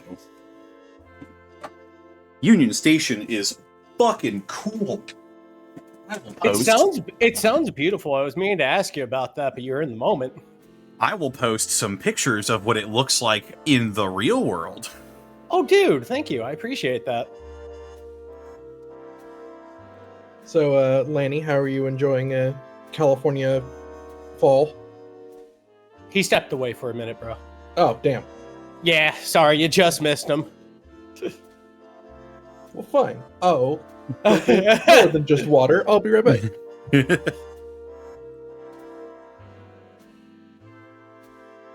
And this is what the building looks like from a bird's eye view, or at least a rooftop view. Oh, that is the Union Station in Toronto. Never mind. I thought it was a little big. Ugh, my body hates me right now. I'm very sorry. I've just been like building a whole bunch of furniture and moving around a bunch of heavy shit. And then yesterday when I was building like a rack for my DVDs, I was like building it like directly under my tool cabinet and I forgot that I left it open. And I stood up, slammed the corner of that door into the back of my head, broke that door, but also broke open the back of my like just kind of like cut the back of my head real bad. Saw. I fell down. I'm not sure if I blacked out for a moment, but there was a pool of blood under me when I pushed myself up. God damn. I'm glad you're okay. Yeah, Stop hurting same. yourself. I didn't have a concussion. I didn't need stitches, and I got a really cool blood streak down the front of my face, which I got a picture of. So that was neat. But there's this moment of panic. Yeah, there's this moment of panic. Like I feel this like searing pain. I fall to the ground. I push myself up. I see blood. I reach for the back of my head because like ow, and then I pull my hand up, and my hand is just red, and I'm like, oh, that's probably not good. So I run to the mirror. And the first, like, this is the part where I thought I might have had a brain injury, because I saw, like, as I stood up, I felt the trickle of blood go down the front of my face, and as I looked in the mirror, I saw it, and I'm like, oh, that's really cool. I should get a picture of that. I'm like, uh-oh. Do I have a brain problem now? Oh, no. So far, I'm all right, but regardless, my muscles hate me. I haven't been able to go to the gym in forever, although I am signed up for one now. Hey, let's go. Yeah, soon though. Soon. Also, that was the wrong Union Station. Yeah. I think I got one more day of like putting this furniture together and moving it around, and then I should be settled. How are you enjoying California fall? Honestly, yes. Much better than Texas fall. Texas fall is like 80 or 90 degrees every day, and then once Texas winter hits, it's like a blizzard where people die, and then it's like back to 80 and 90 degrees forever. Damn. Down here, I honestly love a 50-degree night. It reminds me of like springtime in Minnesota.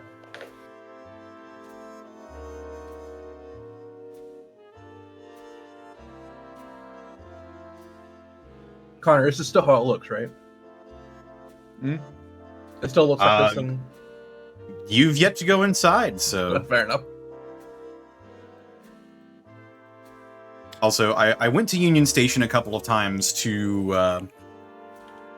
once I was actually taking the train, but another time I was going there because there's like some events usually that take place. Also, there's a really fucking awesome aquarium next to it now.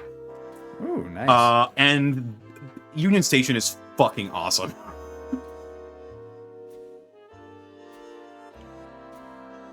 I think, oh god, what's his name? John Newman? Maybe? Or is it Paul Newman?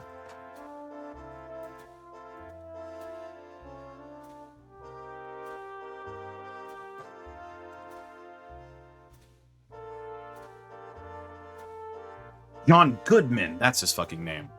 Hope that I went to a doctor. I didn't go to a doctor. I did go to like, well, technically I did. I went to like the Minute Clinic that's like right across from my place. Because I needed a second opinion. I needed like to go to talk to somebody like, hey, do I need stitches for this? And like, well, it doesn't seem to be bleeding anymore. Luckily, I've always been kind of a fast healer. But Sorry. so like they told me like, so I'm like, so just get some, you know, isopropyl alcohol and some ace bandages and some gauze and I should be good. And they're like, yeah. So that's what I did. Oh yeah, you caved your head in. I did. Whew. Don't recommend it. Sorry it took so long. It's so cold. I just went and got some fuzzy slippers and a jacket. It's totally all right. I've been posting pictures of what Union Station actually looks like. Honestly, I really like how this place looks. Sorry, you guys were talking, so I was just ogling the pictures. Christmas lights. They're It's nice. okay. Ogling is the only reason I still go to Twitter. My sister got married at a Union Station. Kind of similar.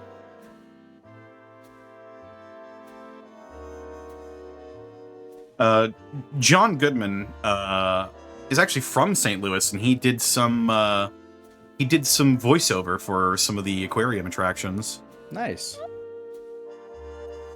That's cool of him. Yeah. He seems like a nice guy. He's one of those like guys that's on like that bucket list of people I'd want to meet. Yeah. Big old teddy bear of a man.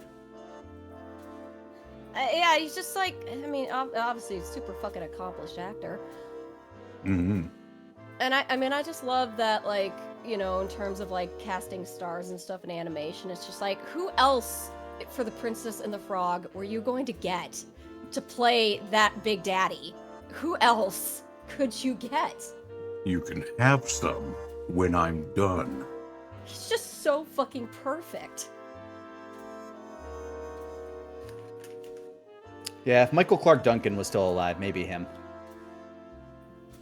I feel like he'd be more reserved in a way. No, I mean, he was really good too. Mm-hmm. He probably would have rocked it.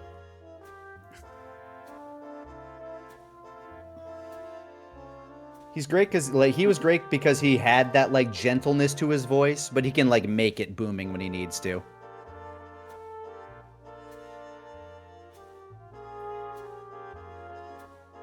Oh. It's probably not even that cold, but I'm weak-willed now. And I think we're probably saving money because I don't think the heat's on at all. Haha, get climatized. Shut up! You mean... Dah! I'm from the north by way of Texas. My blood is all sort of confused. Oh, you get enough 50-degree weather where you can't decide if you really need the jacket or not, and then your blood just gets all confused, and now you're always cold. I'm also a Viking of a guy, so like all that blood in me is sated. Oh yeah, me too. I can survive the my bitter blood? cold. I remember when I was camping, my heater broke in the winter, and I just kind of endured through it. I was the guy that would go out in like sandals in the winter in Minnesota, so Yeah. Oh God, me too though. Like I'm from the wearing shorts in cold weather clan. What is wrong with you? We're big my guys. My legs just don't get cold for whatever I just reason. want to let you know, if the entire Midwest lost power, we'd be fine. Yeah, We would hunt with horse bows. Like, that's how we do. Sarah, you're also a tiny human. Wug glug glug, yeah, wug glug glug, I'm yeah. one of the Ooh, Caribou! Wug glug glug glug, wug glug One of glug. the nicest things, not nicest, but one of the convenient things about my dad getting old is that he was always that guy who was like, we're not setting this thing above 70 degrees. I would prefer 69 if it was fine. 69. But it's like That's what I set my thermostat at home to. And now, but I don't know what flipped, but all of a sudden he now wants it at 72, and I'm just like, yes! Oh, this house is finally warm. Right. Are we all back? Yeah, I am. I am. See, Zen Lita can say that because she's seen me in person, so it's like, I'm yeah. eating nuts. But I'm Hell back. yeah. I'm playing nut. I'm playing Outside. Ugh. You can play nut outside. As someone who grew up in an extremely Irish household, all I can do, I am powerless as I get older, is to complain about the cold. No matter how cold it is, it's cold, and I have to complain about it. You would fit in very well in England. That's their national sport, complaining. Oh, it's a fair cold. Complaining and being cold. Ugh. It's a bit nippy, isn't it? I'm ready to go. I feel In like it. I'm getting In a little it. bit more warm. All right.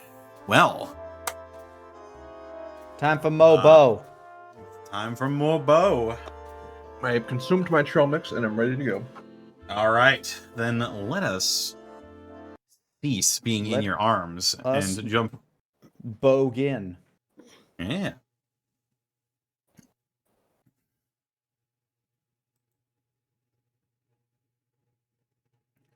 Right.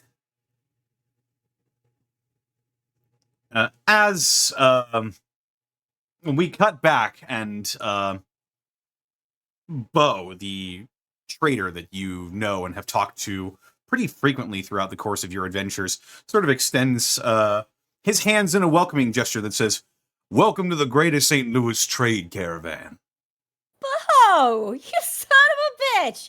Louise starts to move, and then she stops, looks at the guy with the guns. Can I, do a whole running hug thing, or are you guys gonna shoot me? Apex is still glaring at the guys with the guns ready to attack if they don't put them down. Once Bo made his presence known, the three of them sort of noticeably relaxed. As they do, as they relax their stature, so does Apex. Yeah, Louise will kind of jog up and give him a hug. Hey, been ages. Hey, how you been? Things keep happening, but it is what it is, you know? Around you lot, I am not surprised. Oh, hey, you should meet. Hey, Theo, come here. Leo's going to lower reaction time to the medics, take a few steps forward, just smiling. Got a new friend. Name's Theo. Theo, Bo. Theo August, pleasure to meet you. Good to meet you. He sort of tilts his head and looks at you and notices your armor, and strange look covers his face. Does Louise Knight? notice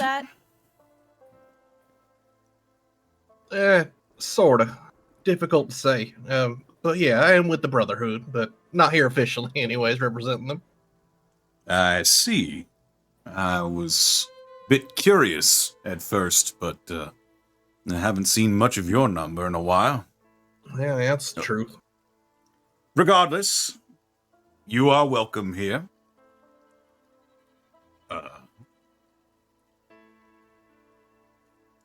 If You guys- y'all want to stop on inside, then by all means. I feel like we're pretty heavy on caps. We could use to lighten our load. What you got to sell around here? This is the place to do it. This is Union Station, the headquarters of the Greater St. Louis Caravan. No shit. This is the guy you guys got a whole setup here? Nice. Come on in. Going on in. You head in, and while this place is definitely big on the outside, it doesn't hold a candle to what is inside. You walk in, and it somehow feels even bigger than it looks. You see roofs made of massive archways.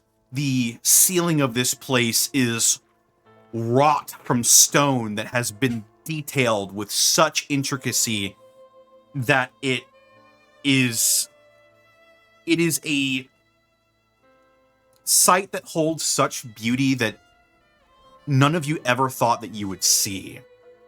The work that must have gone into this building probably took decades to complete, if not longer. And once you cross the threshold inside, it reminds you a lot of the Fox Theater in terms of architecture and just a general sense of ritziness and gravitas. This is an important place. And immediately you see quite a few people in here. Apex, you saw a few bodies moving back and forth through the windows. It is a lot of bustle and business. You see people manning stalls, calling out prices. Just a genuine bazaar. Yes, it basically is a bazaar.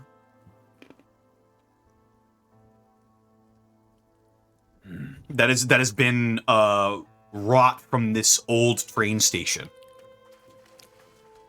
I am looking for something specific, so I'm going to follow the smell of cooked meats.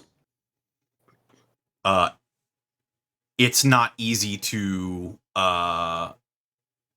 miss, because as you make your way further inward, you hear and smell the sizzling of cooking meat. As I look for some appropriate music.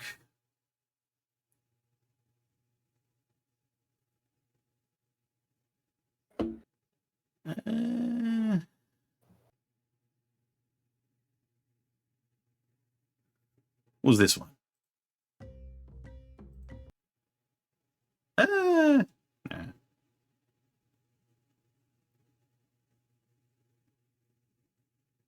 Let's just do this one. Okay. It's a regular old jamboree. And it really is. Play me them I love that jaunty music. tunes. Okay, so with this music, Apex sniffs the air and then floats like a cartoon pig towards I was hoping. towards the meat. Yeah, you see sort of a portly man. He's sort of got like one of those paper hats that's like tilted in an awkward angle. Big apron, just the sweatiest t-shirt. And he appears to be frying up this sort of like off pink meat in these not necessarily patties, but go ahead and make a wits roll for me, Apex.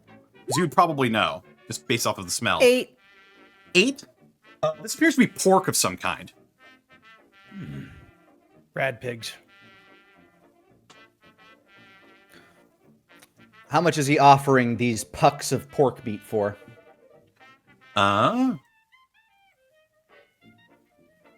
He begins to offer these like little paper plates to people with this. It appears to have some sort of like a yellowish sauce that's a little bit chunky that is served on top of the pork. And he looks at you and says, "Selling pork steaks." 2 Wait. caps apiece. What'd he say? Pork steaks. Pork steaks. Okay, I heard something I- different. I dip my fingers into my fanny pack, and on top of the fingers are now 2 caps, which I slide down to the counter and slide towards him.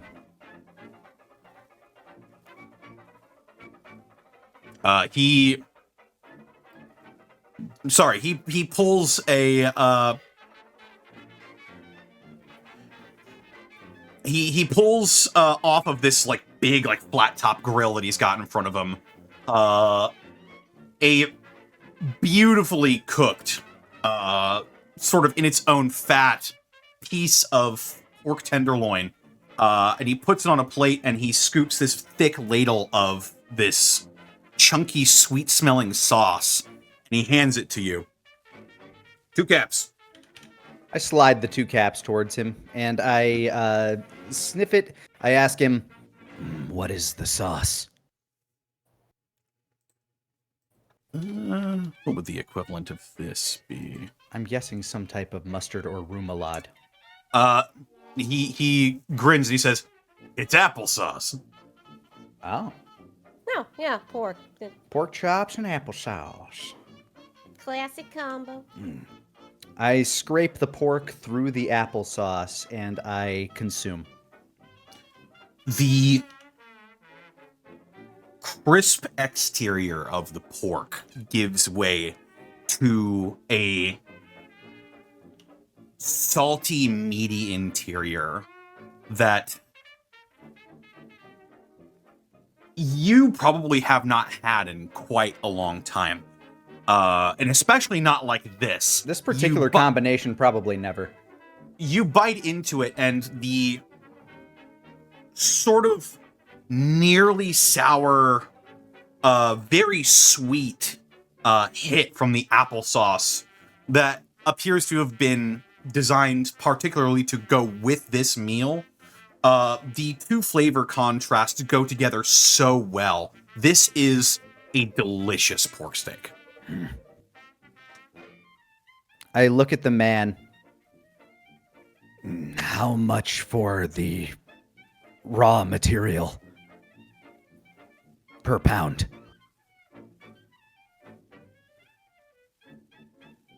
he cocks a brow.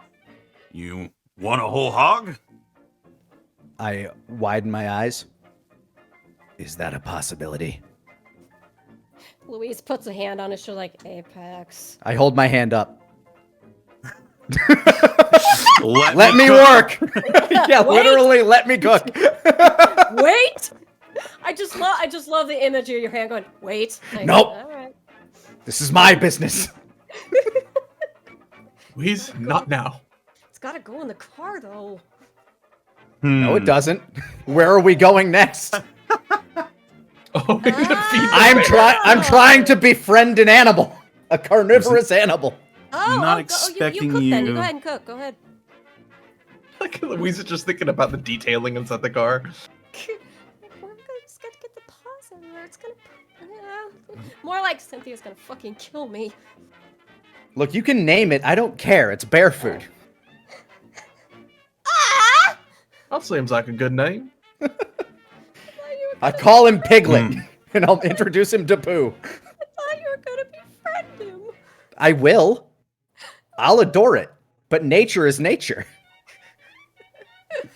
You go ahead.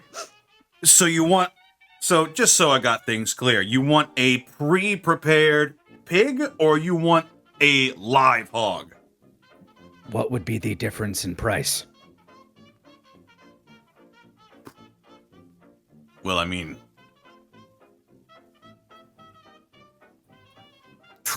he like looks up into the corner like he's doing math in his head.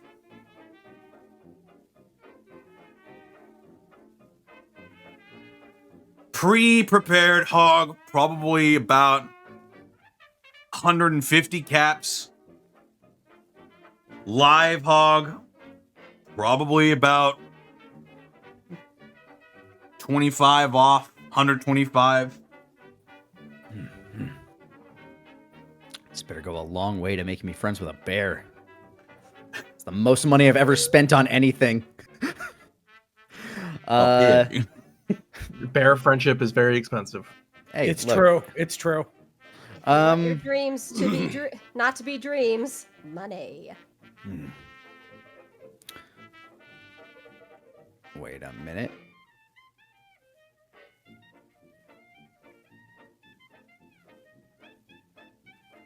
Taking a look through my inventory real quick. You guys go ahead and do your shopping real quick too while I'm As Apex debates buying a hog. I'm not debating, I'm just seeing what I can do to make it cheaper. Fair enough. The hog is sold. Louise and Theo, you take a look around and you basically see stalls of nearly every make and model. You see clothing, weapons, food, obviously, accessories even. Very luxurious just to style your own appearance, but anything you could possibly think of is here in Union Station. Shit. We gotta bring Theo's Alvin back immediately- here, don't we? Theo's immediately going to walk towards wherever he could reasonably buy medics. Good God, Yeah. man. Rubber hose walking to that heroin dealer. Bro has a need. Let me go ahead and... Yeah, I don't feel normal, shunk. Normal. You walk up to this guy who's wearing,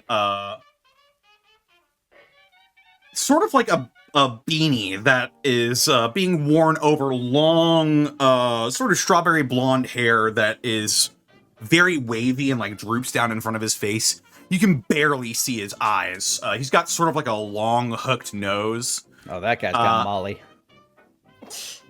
Okay, one drug, please.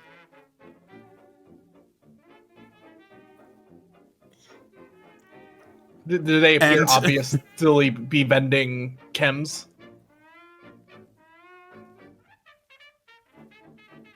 Louise, Yo, Fair enough. you recognize this individual. I do? Okay. You maybe a couple of weeks ago, probably about 3 or 4 weeks ago, were fighting this Oh, individual. this guy! And Alvin managed to convince him to change his ways. Wait. I believe his name was Tripper? Tripper. Was it- No. Was this the Okay, guy wait. that, like, I hung upside down? Louise will cock her head Yes. to one side. Yes, this is the guy. Louise will cock her head to one side and squint and be like, "Do I know you?" Oh, hey! Yeah, Wow, I I know never you. expected to see you here. Hey, what's going on? Hey, how you doing? Doing great, man. Look, Bo came into Riverside one day. I saw an opportunity to maybe like spread a business or start a business or something. Brought me down to Union Station. I set up my little stall and it's been gangbusters. Turns out a lot of people want drugs. And people will give me caps to procure them. Yeah, in her mind, thinking Alvin would be happy for him, question mark? Just be like, oh, he turned his life around. Wait, what? It's like, I just back at the service station. I just look up from the hood and go, "Well, that's some way to change one's life, I guess." I don't just do drugs anymore. I do drugs and sell drugs. I'm the drug guy. It's like, fuck. She's got this look on her face, akin to, Instead of being a detriment to society, I'm contributing to the detriment of society. it's just legal now for me. Look, there is no law in the waste. He's technically following the law. Louise will smile and say, well, I guess Alvin did some good by you then, huh? Yeah, man. Things have been going great. We'll have to What stop are you by doing again here? and What's have what's up? I noticed uh, that you got a new friend. Theo, Tripper, was Yeah, Tripper. Good to meet you. it? Theo, Tripper, Theo. Pleasure to meet you. I don't suppose you would have any medics in stock, would you? Med-X. Yeah, that's a popular one. Let me see if I can get you some. How much do you need, dude? I suppose how much do you have to offer? This Louise guy looks right slightly here. uncomfortable. Let's see how much I've got in stock. Don't use it all in one vein. Don't use more than 15. That's a guaranteed lethal overdose. Like, seriously, don't, you'll die. No, seriously. As it turns out, I've got an instinct for this kind of thing, you understand. I've got quite the haul. I've got about 11 doses. All right. Well, It's a How much popular you- one. how much you selling it for? Well, seeing as how you all did help me out, not you specifically, but Thumbs up. your group, yeah. Any friend of Louise and Alvin is a friend of mine. I'm gonna cut you a deal. Gonna say 25 per. Okay. Does this seem like a reasonable price? That's a steal. Make Considering what I'm Smarts about to roll? pay for a pig, maybe. The day What that would you Med-X do is for a more pig? expensive than a pig. In What the would you do background, for you a see pig? Apex wandering around to different stalls selling things that he has in his inventory.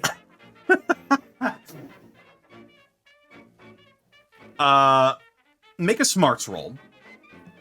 Come on. There we go. 9. 9? Has Theo ever bought Med-X before? I'd imagine so. Mm-hmm. More Then, a question of should- for Zan above game. yeah, across Theo's sort of this portion of his life where he's been using Med-X, he's probably bought it from dealers or merchants more than a few times. And usually the price is quite a bit more than that. All right. If that's the case, we're going to dump all 275 caps to get 11 doses. Jonesin! Holy shit! All right, party time, dude. High five. How many caps do you have? Under 500 now. Oh, under 500. Okay, Jesus. I rolled. Man, I used to be the rich one. Stop buying pigs. This is the first Rather- thing I bought that's over 100 caps, by the way. Rather than give you like a bag or like loading it directly into one of your bags, he just pulls out like an attaché case and he slides it across the counter towards you. Pleasure doing business with you. Yeah, you need anything else, man? Like I've got everything. I've got Psycho, I've got Buff Out. Listen, I get it. If it ever becomes too much, I've got chems that can flush it out of your system. You'll kind of nod at that. Oh, you got a... What's the name of that drug? Helps with addictions and all that?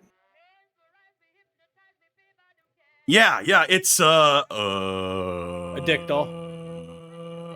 Yep, that's the one. Addictol.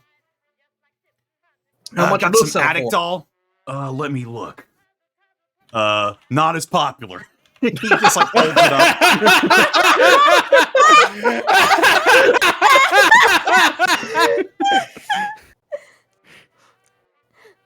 I just wanted my customers to have variety. You see he holds up what you would probably mistake to be a dose of jet. It's looks like an inhaler with a red tube in it.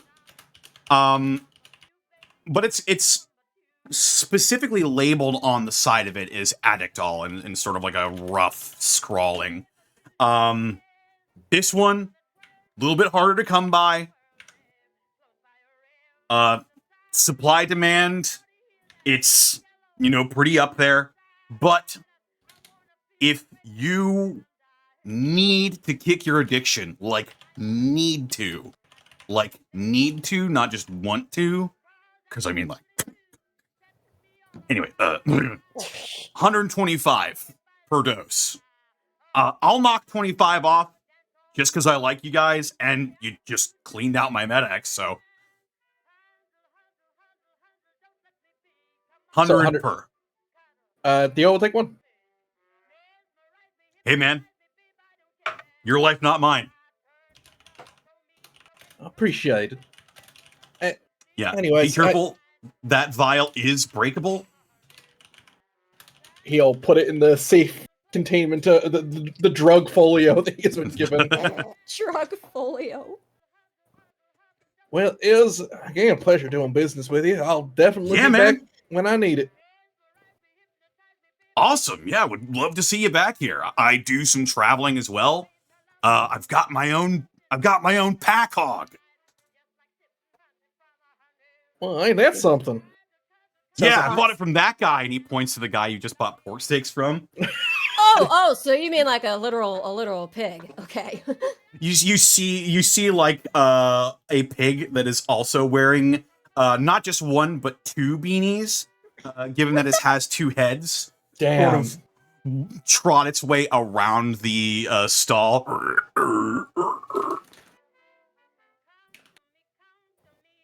Do you got any oh my god, I'm blanking. What are the health thing called? Stim packs. Do you got any stim packs? Well, stim packs are more of like a medicine. This is like medicine, but you wink when you say it. This is more like medication. Got it. God damn it. I'm sure. Let me look. By the way, Connor, I shot you a DM with all the stuff I'm selling. I can make a roll if you'd like later, but just to save time. Right on. I'll only really make you roll if you're like bargaining. I'm trying to get the best price I can, but well, there you go. Let me see if he's got any impacts.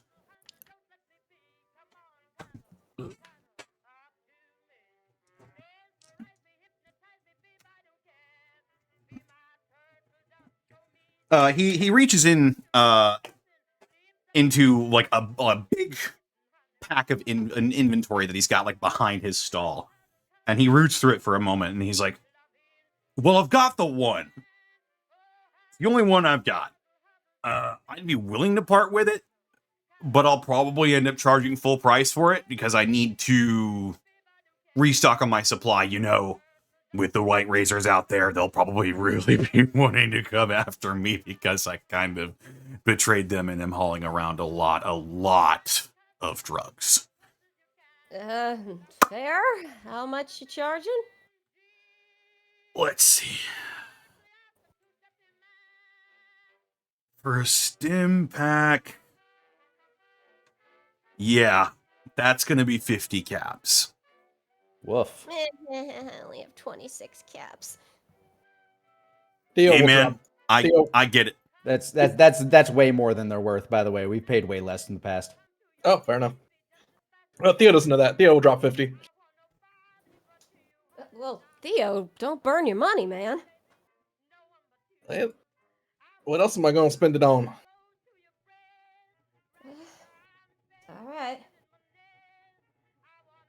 I'll add All right, another- yeah, here you go. All right, I'll probably, yeah, I think I'll need to stay here for a while until I can recoup my supply of that one. Well, Theo, you good? Yeah, I'm peaches. All right. Good to see you again, Tripper. Glad you're doing well. Yeah. Where's Alvin? Oh, he's back. We found a station. He's just fixing up our ride, as it were. But hey, I'll definitely tell. I'm sure we'll bring him back here because he needs to see this. shit. Yeah. Give him my regards. If he wants to break out, the old red hand again, I've got some psycho. I've got some psychopath. I've got some shit that hasn't even been named yet. I'll let him know. Just like, Yeah, awesome. Oh, that's why that wheel was rattling. There's a dead rad roach in there. How the hell did a dead rad roach get in a wheel well? So that's where I left that. like that was my snack. No, my rad roach. That was I'm going to be saving lunch. that for later. That was my Lunchable. It's my lunchly. It even has the mold. Oh, It's God. called the It's called the roach. Roachly. It's moldy. Yeah, that's what it's supposed to do. Molded for your pleasure. Yeah, dead things do that. Duh. Well, Connor, I would like to personally thank you for making the drug dealer not a Dracula foe reference. Incredible restraint on your part. I mean, this is the character that they've met before. Yeah, fair enough. The worms! Worms are back! I would also, assuming that he wouldn't be a super mutant as the Dracula flow equivalent. Oh no. The worms are back! I can imagine Screaming Joe saying, "The worms are back!"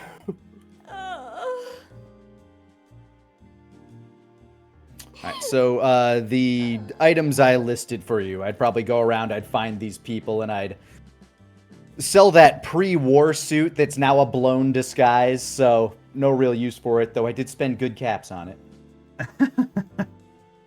Yeah, you go from stall to stall and you offload your stuff. Let me see what kind of caps you can earn from The this. books and the pre-war suit are probably the most valuable things, but...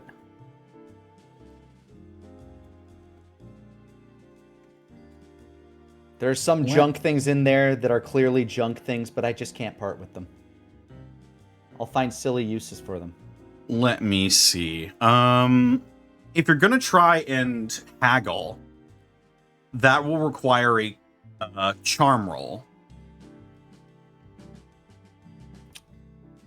May as well see what comes of it. Where's my roller? There's my roller. I'm in good standing with these people. Do I get any bonuses? Or are the individual dealer... Okay, cool. Let's see. In fact, the book dealer might know who I am based on my comics. Maybe. Maybe. Depending on how good I roll. I want to be seen.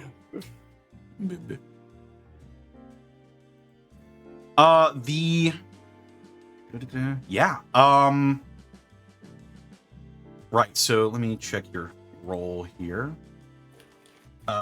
Currently, it's a +0. +0. All right, so charm.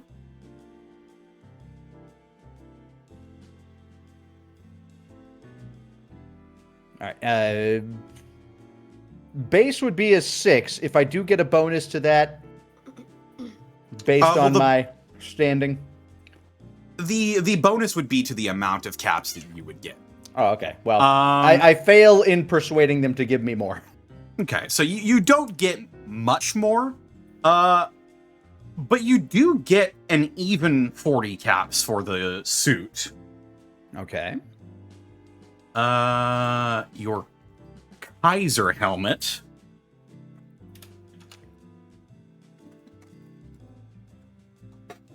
Let me look.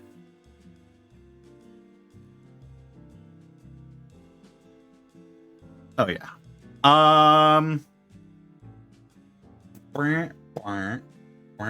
Yeah, go ahead and give me another... 7. 7? He'll give you an even 30 for the Kaiser helmet. Ooh, okay. Given it And how it does have some practical use with the big spike on the front. Yeah, and then I got the 2 books, the Chinese Army Training Manual and Future Weapons Today. Neither of which I have any use for or anybody wanted, so. And I'm not selling my Grognak or my Captain Cosmos. Yeah, the book vendor is quite interested in these magazines, so go ahead and roll charm +1. Ooh. Hi-ya. 8. Okay. For the Chinese Army's Special Ops Training Manual, you get 55 caps. Hot damn. Love it. And Future Weapons Today...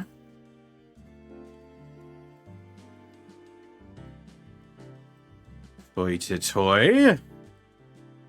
I'll go ahead and say it since it's the same dealer, I'll let that roll ride. He'll give you an even 30 for Future Weapons Today. Excellent. I have my pig money. I wander back to the pig man. You wander back to the pig man. Who has since you did specify that you wanted a live one, right? Yes. He has since sort of let out on a lead a hog with 2 squealing heads. Both of them look at you simultaneously. I lean down and I offer a Dandy Boy apple to each head. The 2 heads each eagerly, greedily eat up the Dandy Boy apples. Which you probably now realize is what made that sauce. Yeah, I smile under my mask.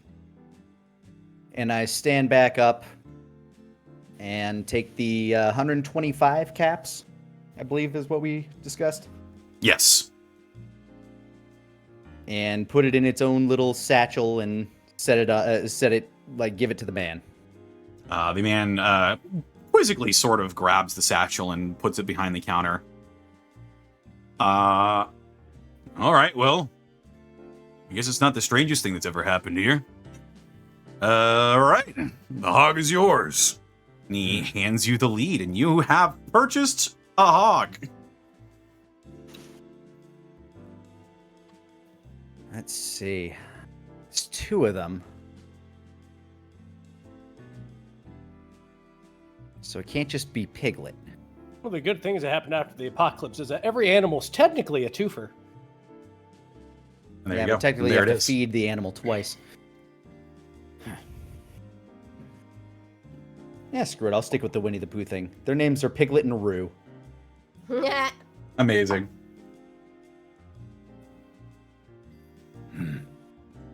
All right. Come along, Piglet. Roo. And I They wander off to trot find behind you. Louise and Theo and see if they're ready to go. I would like to go to a weapons stall, despite the fact I have no fucking money to my name. It is easy enough to find a weapons stall here. You see, sort of an older gentleman, short, crew-cut, white hair, across a battle-hardened face. He appears to be wearing some sort of Army BDU's old, beat-up military uniform. And he's just bedecked in all sorts of different weapons and armor. He sees you approach.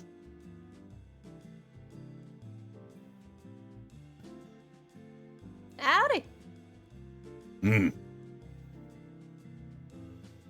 Just wondering, what kind of weaponry you got on you? And he gestures to everything you see in front of you. Okay then. Descriptive. What does this gentleman have? I should get my notes. Ugh. Let's see what he's got. Right. So if I don't have caps, I'm gonna have to trade some stuff.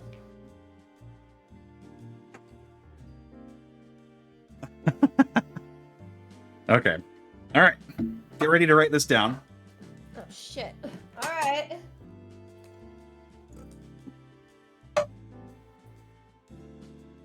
Because I'm not sure I'll remember.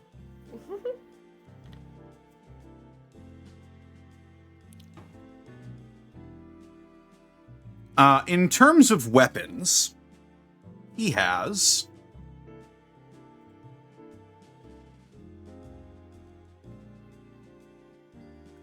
Come on, then. Boy, come on then. Steady on. He has a silenced pistol,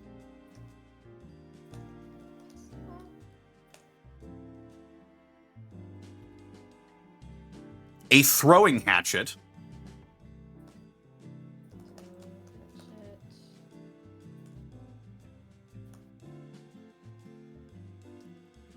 a 10mm pistol, 10 mil. a silenced SMG, Ooh. Silenced SMG. Okay. a hatchet, And regular hatchet, not a special. regular hatchet, not a throwing hatchet. It's not weighted for it. I bet you could throw it if you wanted, though. 3 frag grenades,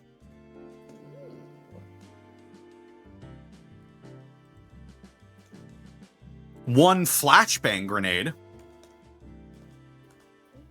Okay.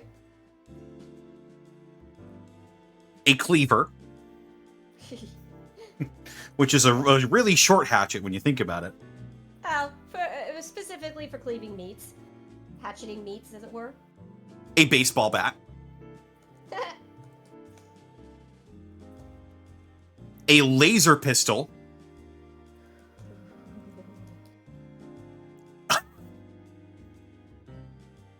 he reaches behind his desk, he holds up one finger, reaches behind his desk, and hauls onto the table with a thud. A weapon you've seen attached to the side of vertebrates. As he plops onto the table a minigun.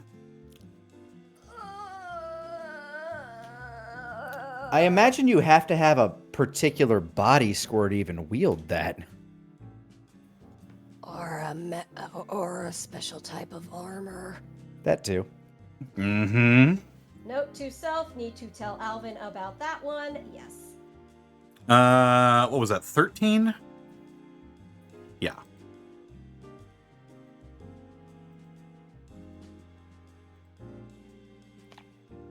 A lever action shotgun? Lever action? What's the difference?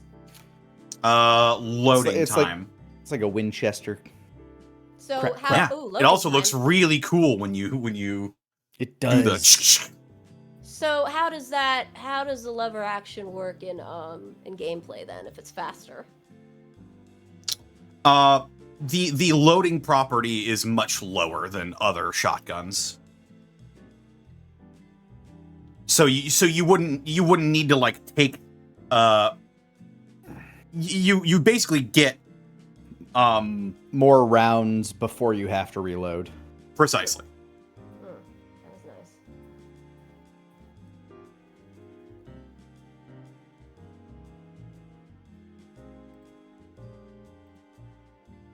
Is that everything? And finally, he has a BB gun. Oh, finally. That's mine right there. Time to go kill some rad roaches. Throws down everything she has. BB gun. In terms of armor,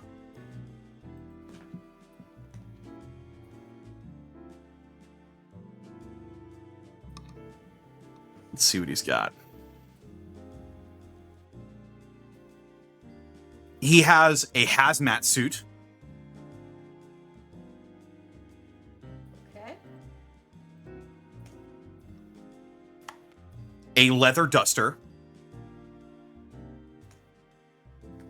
Okay.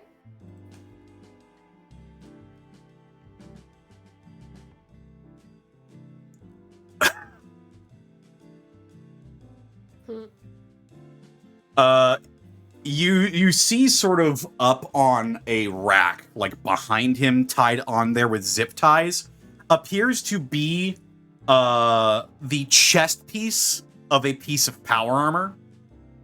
Oh my god. Is that a piece that we're missing? I don't remember. Rabbit. It's probably in my notes somewhere. Okay, yeah. I didn't know if you had to. If you have the power armor set for a chest. Oh God. Hold on a minute. I think I machined it. Let me check my notes real fast here. We do. Let's see. That was backstory stuff. Also, Theo, when that's pointed out to you, you immediately recognize that it is T-51B power armor. Oh shit.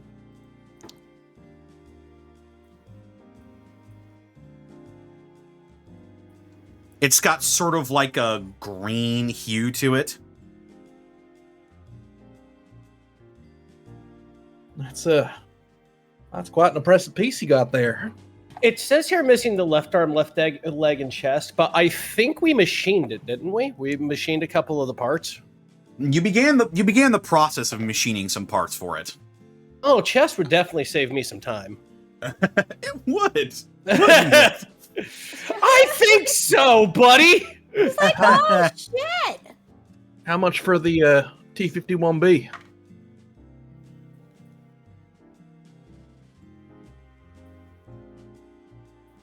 That is a fucking great question. I've only been using it for decoration. I didn't know you could actually sell it.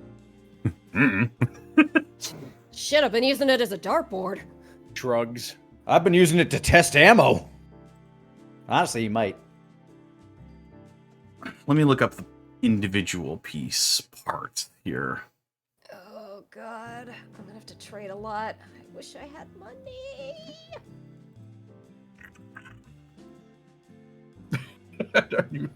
Are you drowning? That wasn't me. Call for help!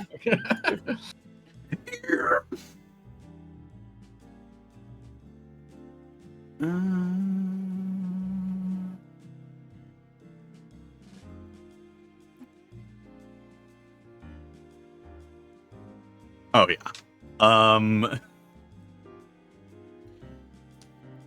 He holds up a what looks like a yellowed stack of papers all stacked on top of each other. Very small square thing, and he peels one of the pieces off. He takes a pen, writes a number on the side of it, and slaps it on the power armor, and you see 780. I see. Well, certainly something worth saving up for then. Mm-hmm. That's like 6 pigs. Whoa! 6 whole pigs. I'm standing next to you, just petting a pig. A Kinda pig and a shocked. half. That was 3, I think.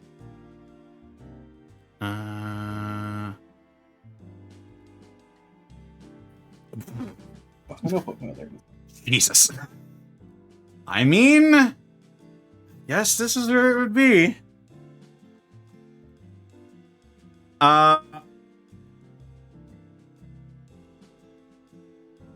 You see an interesting sight.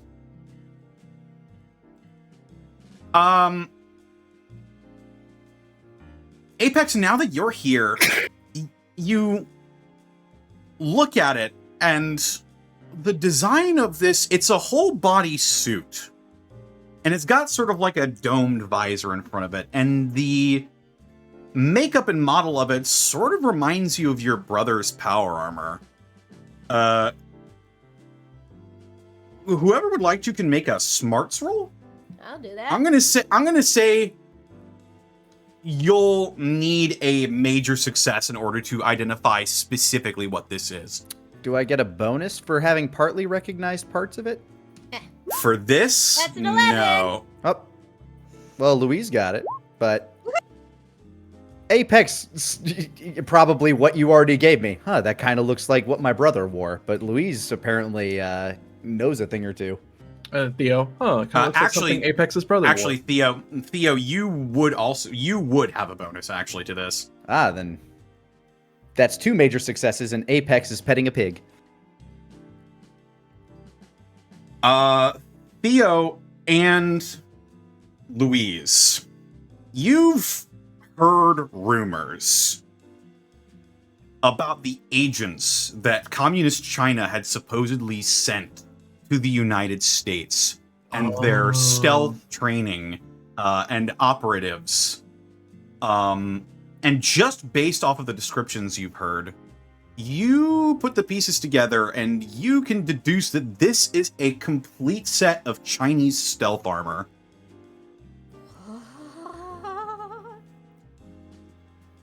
And it's like lightweight and shit, or? It is light armor.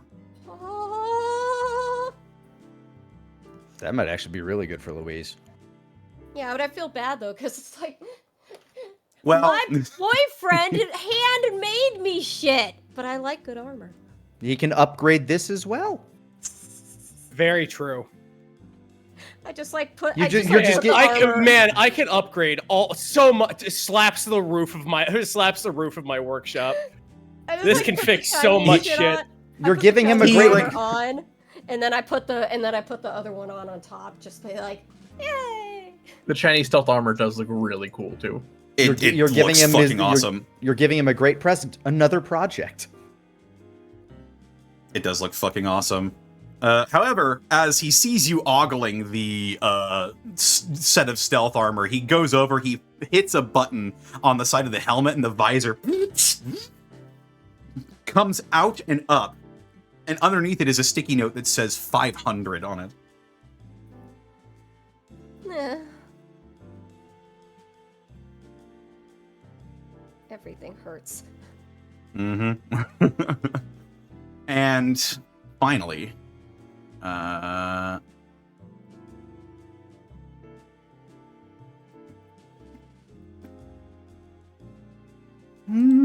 let's see what this is. Unfortunately, we very rarely find caps.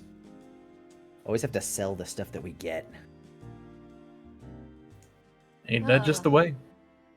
Then again, you do have just like a lot of stuff that you don't use. You can clear out some of your inventory. Yeah. Louise. To Consolidate. start, remind me how laser pistols work. They need to have like charges or something. Yeah, they have these things called fusion cells that power them. They're different from fusion cores. Microfusion cells. Yep, that's the one. I still have 2 of those. I forget where I even got them, but I have them. How many charges per cell? I don't think I've assigned a loading property to the laser thing yet. I will get that for you now. Wow. Laser pistol. Pistol. All right, so Theo takes the addict doll, and then we flip the medics we bought at a premium here somewhere else. I am joking. I mean, there's a way to metagame this. We could become actual traders. We can just become drug dealers. We do have the best method of transportation in all of the wasteland to do so. It's true, yeah. And 2 days to do. We meet this guy who's now a drug dealer trying to like make a profit for himself. We just immediately put him out of business. I'll go ahead and hand wave how you know this. For a laser pistol, you get about 30 shots per microfusion cell. Dave maybe told you. So, sorry, say that again. How many? I need 30 shots. 30 shots. I just want to put that. That's a nice number. And I've got. Oh.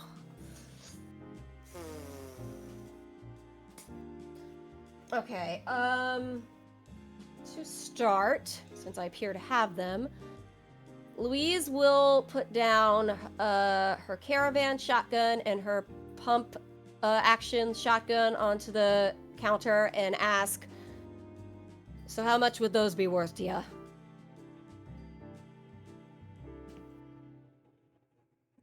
Sorry, could you repeat those? Caravan shotgun and pump action shotgun. Caravan shotgun.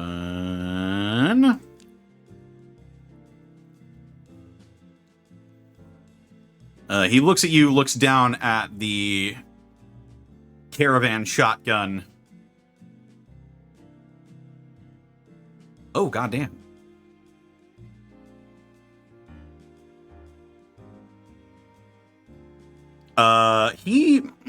His eyes sort of go wide when he sees it. Oh, is caravan really good?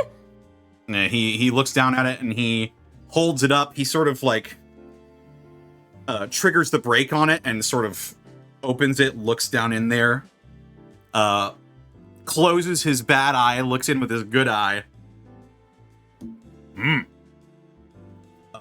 And he peels off a sticky note and puts it on the gun and writes 600. Ooh. Shit, really? That's your armor right there, and then some. Oh, it is. Because I want that laser pistol, but fuck, the armor would be... Okay, and she gestures to the pump shotgun. And that with it?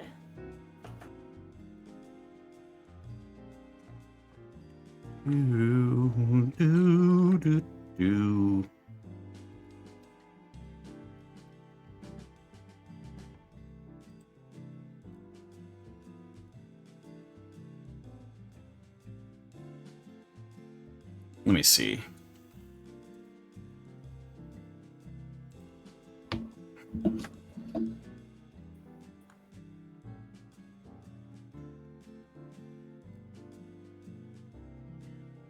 Oh my god, money. Yeah.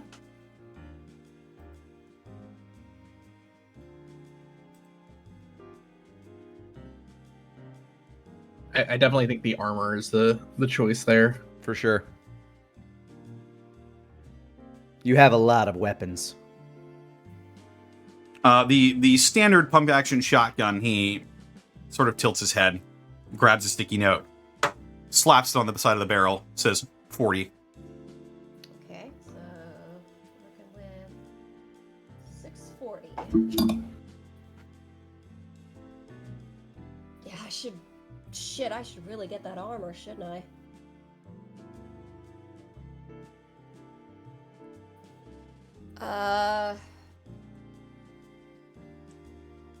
She points at the Chinese armor and she says, any way you could pass me a bit of a deal on that? Make a charm roll. Yeah. With my shit charm. But needs must. No, 9. All right. Could have been perfect, but...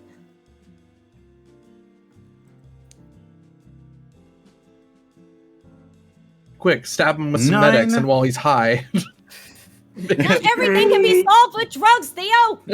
Just grab the armor, put it on, activate the stealth, and run. I just want to he imagine. sort of- Louise just yelled that, and suddenly, Alvin appears behind a corner going, well, actually, there's a fair amount that can be... Stop it! Wiping his He hands draws- with a grease rag. He draws a line through the 500 and puts 450 underneath it. Louise sort of just goes, "Sir, sold. I will give you both of those shotguns and take that armor, and also, since I've got a little remainder." Okay, so you said 450? Yeah. That's almost he- 4 he- pigs. He sort of looks a little despondent when he sells this. He looks at it wistfully and sort of heaves it up off the rack and lays it out neatly in front of you and sort of begins to lay it out with an air of respect. Louise cocks her head. Are you sure it's okay?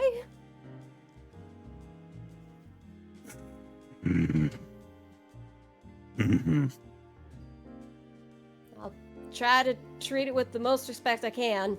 You know, when I'm not getting shot at. He sort of bows his head to you in thanks. Alright, so that's I had 640 with both shotguns. I just spent 450 of it, so I've got 190 left. Group opinion. I want the laser pistol, but I lean towards also the lever action shotgun if it gives me more rounds. Connor, what properties does the laser pistol have? Laser pistol has.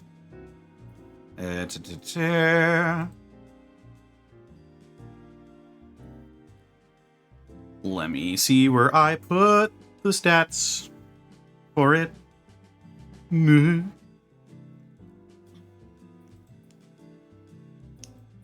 I'll also put these in the Discord chat later. Once I grab some time for it.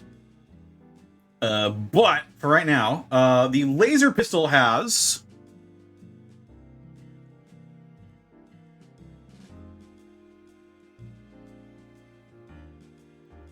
lethal, medium range, loud, loading 30,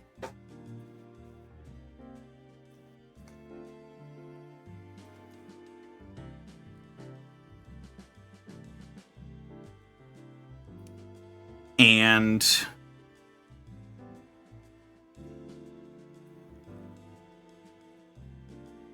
I believe it's breach as well. Nice. Ooh. Which means it pierces armor. Or does double damage to Really armor. I fucking can't remember good. which breach you still have.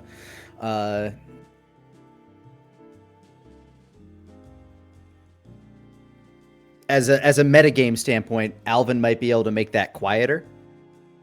Nice. And then your stealth armor, and then you could go pew pew from everywhere. Though it still God. probably makes a flash of light. He's also literally got a silenced SMG and pistol. True. I didn't even know that, but yes. That is also true. She will point to the laser pistol and ask, "How much?" He gestures to the sticky note that says 175. Oh my god! I can do it! Okay. Yeah, okay. 175, so that is gonna leave me 15. Like a Theo in a drugstore. Okay, yeah, she will nod and be like, "Sold." Unless another small discount, maybe? Go ahead and roll it again. Woo! -1 for the charm. 6. Flew too close to the sun. He's still hurting over the armor. It's He understandable. doesn't seem to have heard you. He's just still looking at the armor. It's just like, that laser pistol sounds real good. I'll take that. And I got 15 left. I look at the man and I look at that power armor chest plate, which I know we are looking for, and I ask, is there anything that we could do to make taking that off your hands easier? A favor. Something you need. Favor. Adventure is a preferable form of currency. Contingent on if we live through this whole, like, we're gonna take down a government over in the next town. Hey, 2 birds, 1 stone. Maybe he needs something from Westport. He sort of cocks his mouth to the side and squints his eyes as if thinking about something.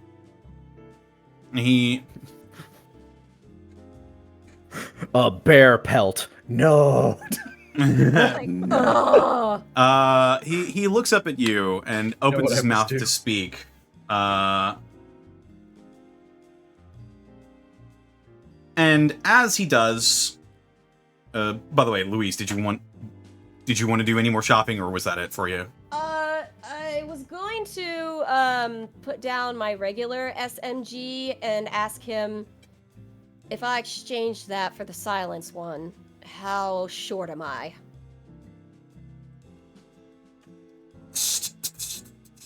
Just ask how much for a silencer. Is that how it works? It's just got a silencer on it that you can just put on any other SMG? Notably, the silenced SMG is a completely it doesn't appear to have like an attachment on it. It appears that the weapon itself is silenced. It is a completely different make and model from your average. It's not like an attachment to the end of the barrel. I'll shut my app then. He looks at the SMG and he nods. Well,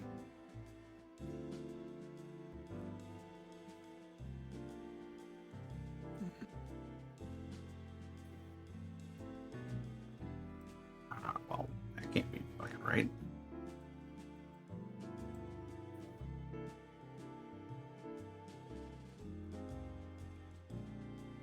He thinks about it for a moment.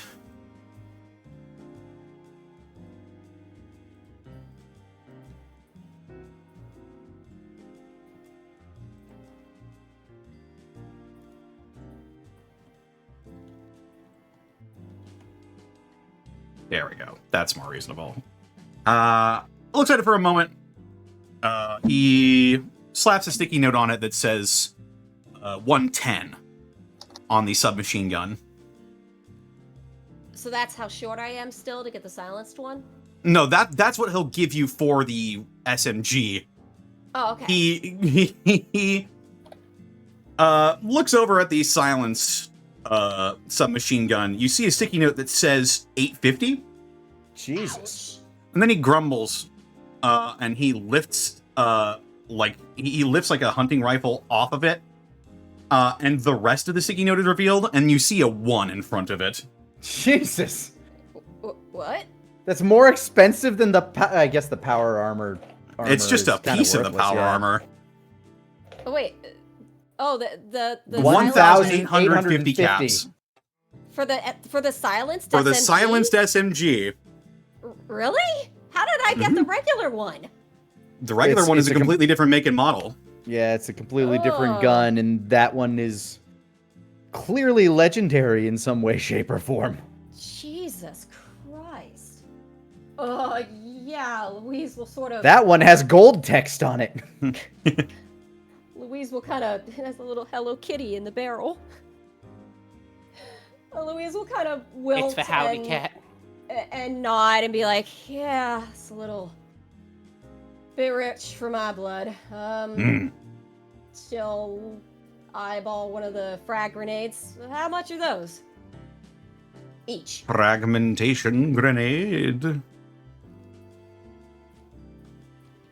Add the laser pistol to my arsenal. Do you have ammo for that? I have 2 microfusion cells. Awesome. Those are for plasma. We have 60 shots. Microfusion cells are for plasma weapons, aren't they? Oh, is it? Connor? Microfusion cells, I believe, are for... I believe are for laser weapons. I could be mistaken. Oh no. I have ammo for I believe, yeah, I think plasma pistols and energy pistols use different,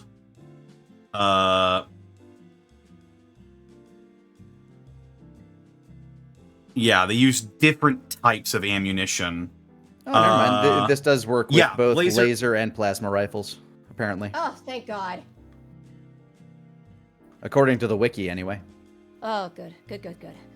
Yeah, okay, so, okay, one more ditch thing, I'm just curious. Out of curiosity, Louise I have, 12 electron packs. She will take one of those and just curiously ask, how much would one of these be worth to you? Sorry, what did you say? Electron pack, Electron pack. which I have 12 of for some reason, and again, I can't remember where I got them. Ah, yes, an electron charge pack. You said you had 12 of them? Yeah. For the life of me, I don't remember where they came from. I probably handed them to you. I never hold ammo. Because it's worthless to me. Oh, so it's like ammo. Okay, I was. Small electron batteries. Oh, they also work as energy. Oh shit. Yeah, they work for your gun. Yep. Specifically, the electron packs are for, like, high capacity, like, big energy weapons, like Gatling lasers and Tesla cannons. Oh, okay. But yeah, how much is one of them worth? I'll tell you how much. Okay. He looks at them and he leans in and he strokes some of his chin stubble a little bit. And he holds up 2 fingers. 2 caps? Per. Nods. Yeah. Okay. And did I get the price on what one of the frag grenades would be? Oh, right. I never got that for you. So I have in total 41 caps left. One of these days, I'll write these down. Each vendor might have their own.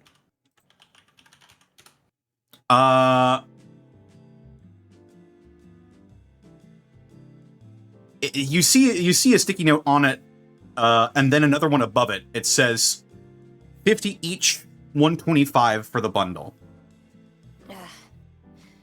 Louise frowns and shrugs. Well, I think I came off pretty good with what I got anyway.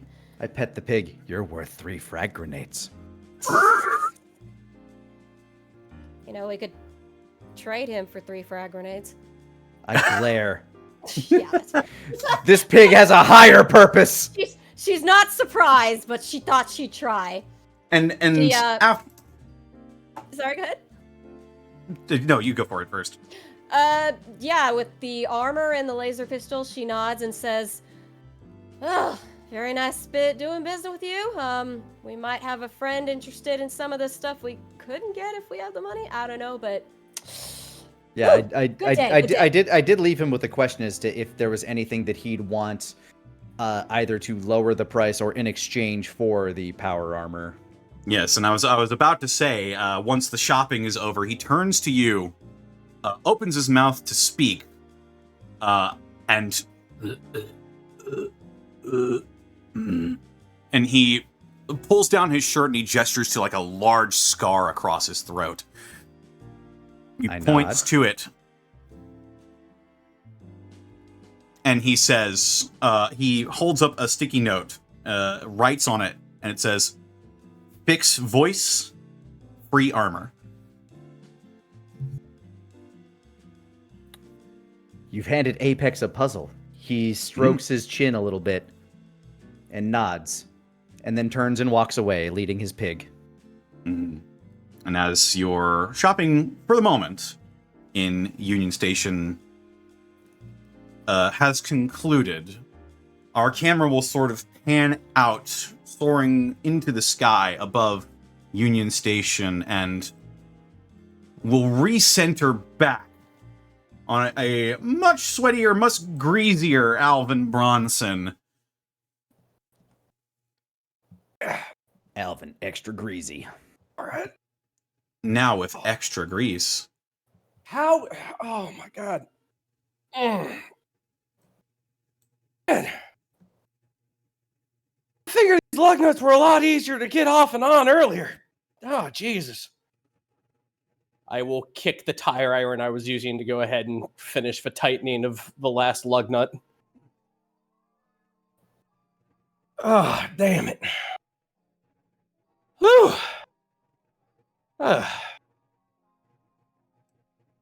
Wonder how long it takes to throw an animal to a bear.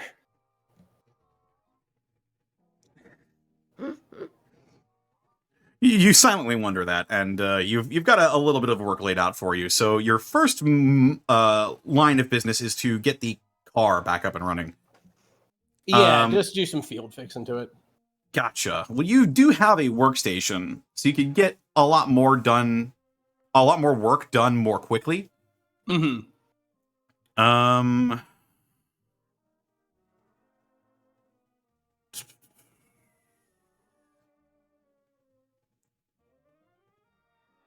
So yeah, you could probably go ahead and do Can We Fix It on the car.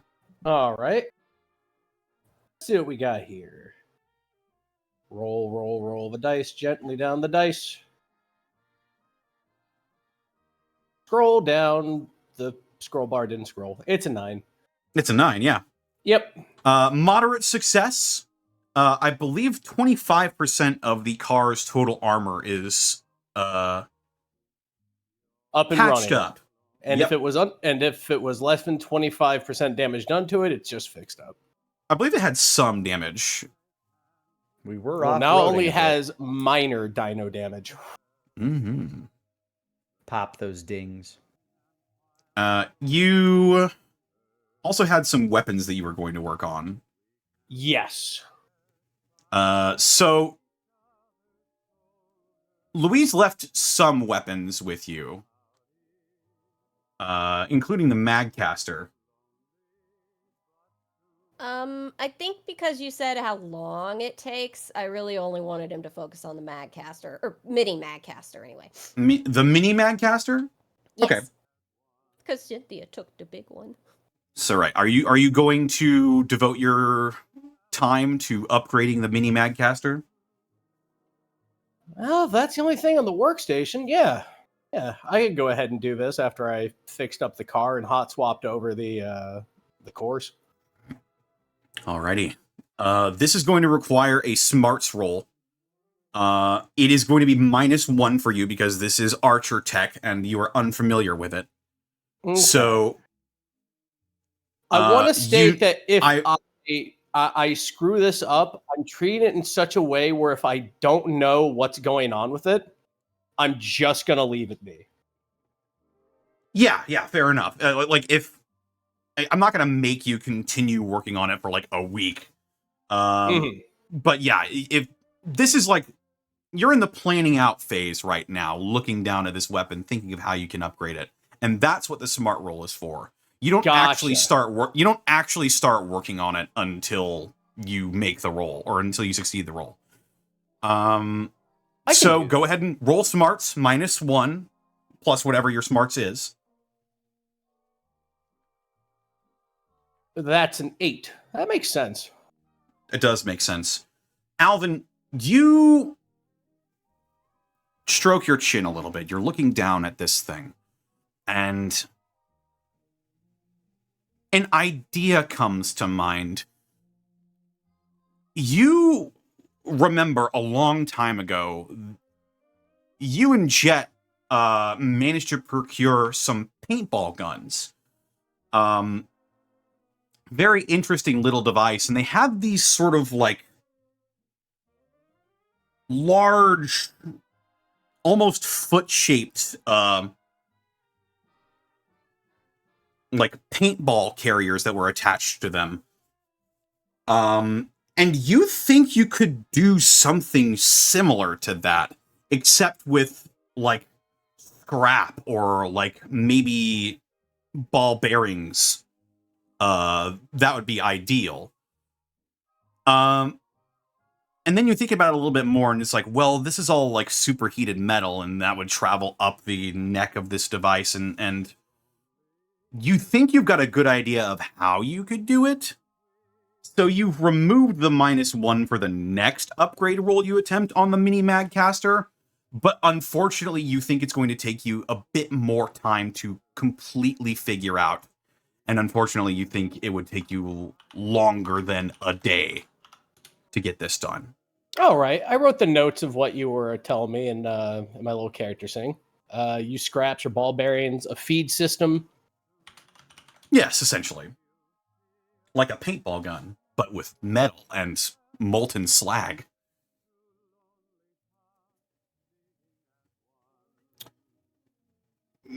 Having deduced that you can't exactly work on this in a timely manner, you set it aside for now, and I believe you've got one more line of business to take care of. And that is finding a way to recharge this fusion cell. Yep, I'm going to go ahead and look around and see if I can't find an old charging station. You managed to find these, if you've ever seen like a mail tube, it looks similar to that. It's painted sort of a bright yellow color, and it's got these black stripes meant to indicate danger. You see like a radioactivity symbol around it as well. And you see what is probably a fusion cell recharging station. All right. Let's check to see if this thing's powered. Scratch my head looking for the insert fusion cell portion. Yeah, it's just like a big receptacle that looks like you could just slot in the cell. I'll pop it in. There's almost a magnetic feel to it as you insert it, and it snatches it away from your hand almost. As the microfusion cell is locked in place, you grab a lever and you push it up, sort of making this, I'm not sure if hermetically sealed is the proper term. It's the closest one I can think of. Yes. And I'm going to go ahead and roll something privately. It explodes. The radiation oven begins. I mean, we are dealing with nuclear fission here, or fusion rather. Uh-oh, is Alvin going to be a super mutant? And you have seen cars. Give drugs make Smash happy to all. You have now. Don't worry about it. I am now Green Hand. You have seen cars on the side of the road explode before. Yes. So there is some risk to this. But let's see if anything happens. I want to pantomime this. I'm going to pull it up, stare at it, and then I'm going to run and then just jump back in the garage and brace my back against the wall. So how much? You said 52? That was the old one. So you're putting in it was a 38, I think? Yeah. Okay. I'm going to roll a D100. I'm going to brace up against the wall, but slide down in a way to brace my legs.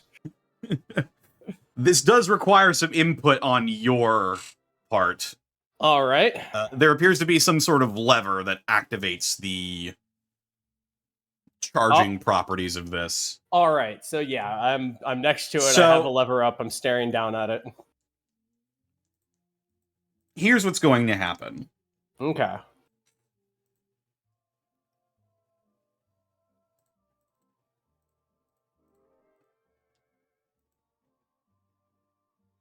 I'm going to roll a D100. Right. Actually, I'll get the big D100 for this one. The number you're looking for is 62. If it goes above that number, bad things will begin to happen. Let's see what we got. If it goes far above That's that number, 86. Oh, thank God.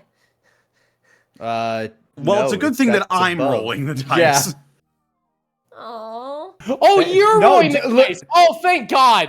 Sarah, if 86 was the number, it would be bad.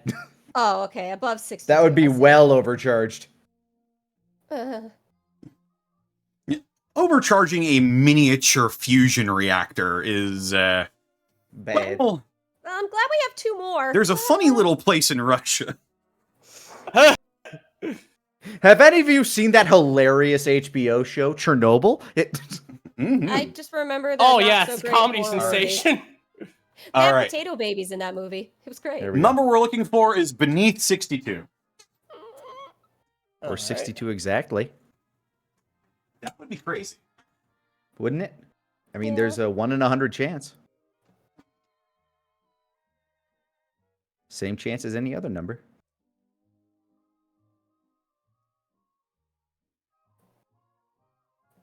Mhm.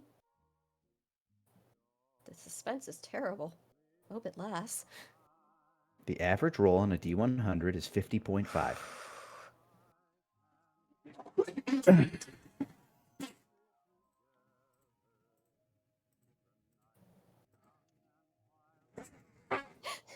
You grab the large lever to begin the re-energization process of this nearly spent fusion cell. You flip it on, and you begin to feel the building vibrate, as time has not been kind to this place. Nor has it been Fine. kind to any of the rather sensitive equipment in here. You imagine that the process of this was much smoother back before the war. You watch the meter on the side of the microfusion cell begin to slowly ascend. And with a 29, Oh, this cell is recharged to 76, or 67.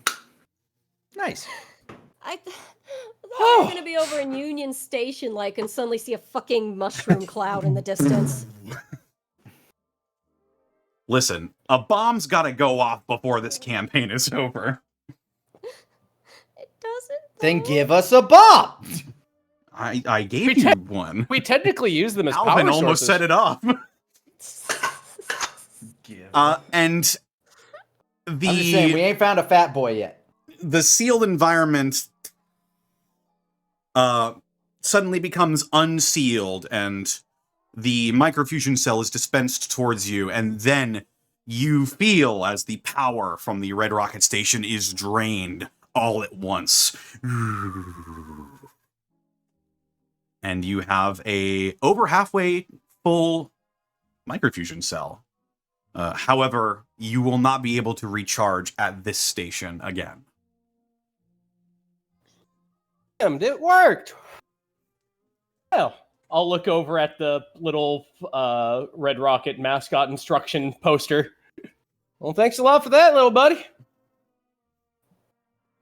All right, let's just get this taken out here. Should throw on some gloves. Put on the gloves little and then warm. take this It's a little thing warm. out.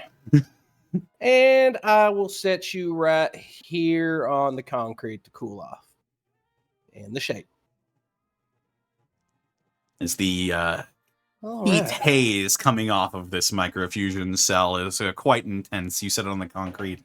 Makes your To blood feel hopefully crispy. cool off before you put it inside of any vehicles. This was probably a lot easier in my great granddaddy's age. Alvin, with most of your work done, you turn to see the setting sun, and as you await your comrades' return, you've geared up, you've made deals, you've made plans, and with the eve of quite the lively event indeed on the horizon, it won't be much longer now until you confront Deuce. And when you confront Deuce, there may be a bit more that you need to confront during that time, especially in Louise's case. But for now, that is where we're going to call the session. Woo! Gateway back, baby. And Alvin will never know how close he came to causing another fallout. Gateway's back, baby! I mean, technically, we will never know how close Alvin came to causing another fallout. I'm sure he was well aware of his situation. Well, I need rat away and some burn ointment, and I follow the instructions. I don't have fingerprints anymore. I My went to skin the crinkles hibachi when it grill breathes, and y'all. burnt my fucking fingerprints off. They will not find me. But yes, I hope you all had fun, players. I hope you had a grand time playing some more Gateway with me. Good to be back, Connor. Yeah. Wonderful Good to be back, buddy. I was so sad that I couldn't make it for Gobtober this year. I hope that was fun too. It was certainly an interesting year indeed. But for now, we're a little bit over time, so let's go ahead and go around the horn and de-introduce ourselves, starting with Lanny Pator. Hi, I'm Lanny. You can follow me all over the internet at Lanny Pator. Stuff.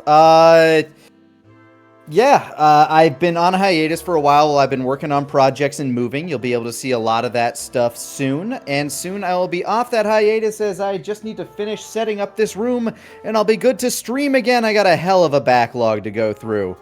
Forgot to shill this at the start, but if you watch anime, specifically Prince of Tennis, you can hear me doing a German accent in that. I play one of the German tennis boys. Congrats! Thank you. It's my first time doing anime in a long while. Fun to get back in and dub some stuff. Now that I'm firmly situated in California, hopefully I'll be doing some more stuff here on out, but we'll see what the gods of media have in store for me. Beyond that, check out 4-Star Bento. Kaiser and I have been going through Dragon Ball Superheroes. It is absolute dog shit. Please watch us endure it. Thank you. And more to come. Back to you, Yeah. Connor. Up next we got Hey Mr. Rabbit. I'm a writer and a voice actor, and you can find me on twitch.tv/HeyMrRabbit. And you can also go ahead and find me on Blue Sky at Hey Mr. Rabbit. I stream Monday, Tuesday, Thursday, Friday. I play RuneScape and horror games.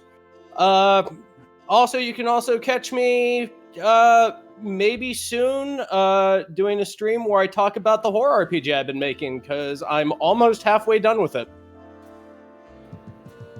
Fuck yeah. Yeah. It's going to be pretty good, and I have a title, and I have a working title for it right now. It's called Mirrors. Mirrors, like the reflective glass? Yes. Yes. It's going to be really fun. It's going to be really fun. And I might go ahead and start talking about that a little bit more, because I've been talking about it a little bit when I've been playing Alan Wake 2. Because every time I play Alan Wake 2, I'm just like, man, I really just want to write my RPG every time I play this game. Like,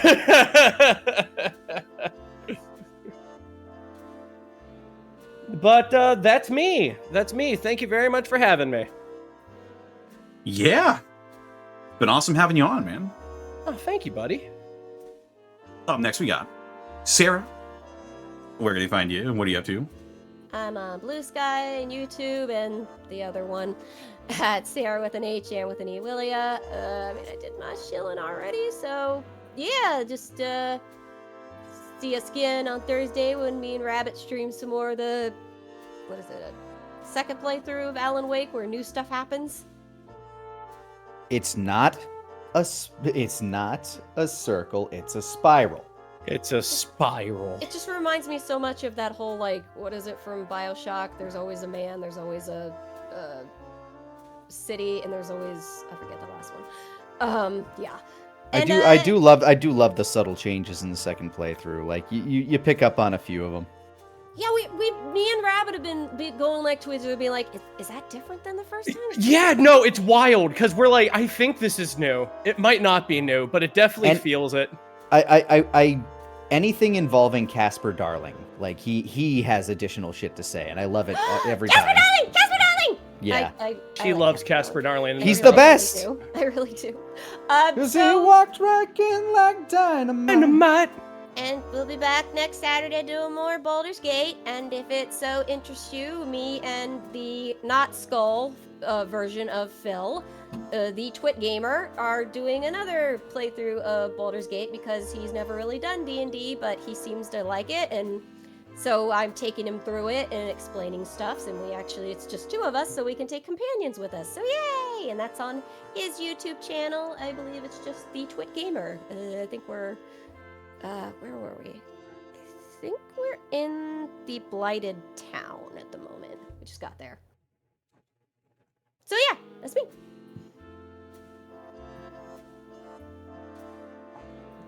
Excellent. And up next we got the latest addition to the Gateway cast, Xanalis Grimm.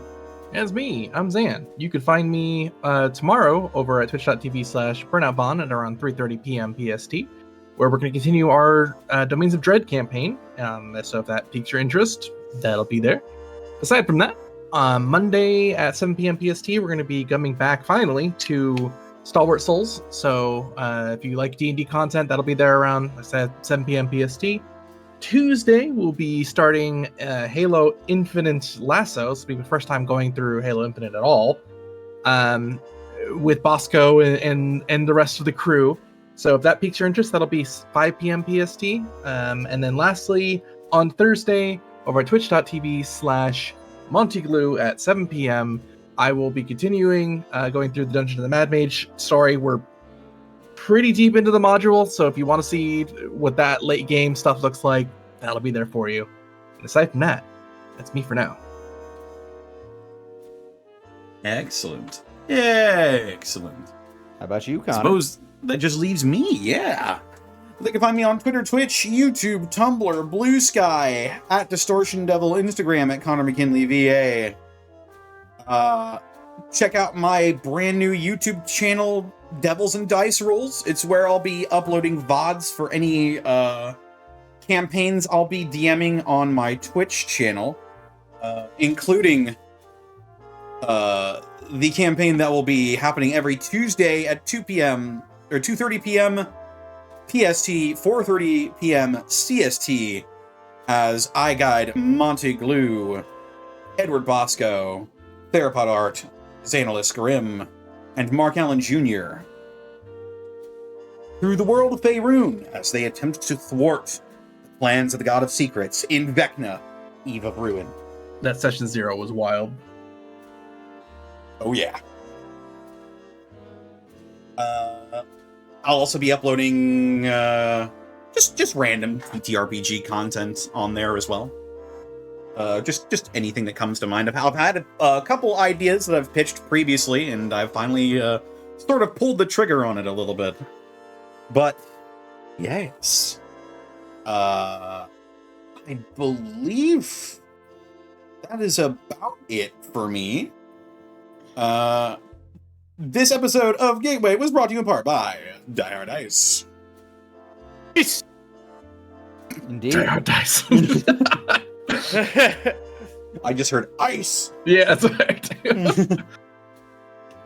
Die Hard Dice is your one-stop shop for dice and dice accessories. And if you head over to dieharddice.com, you can use the code Unexpectables.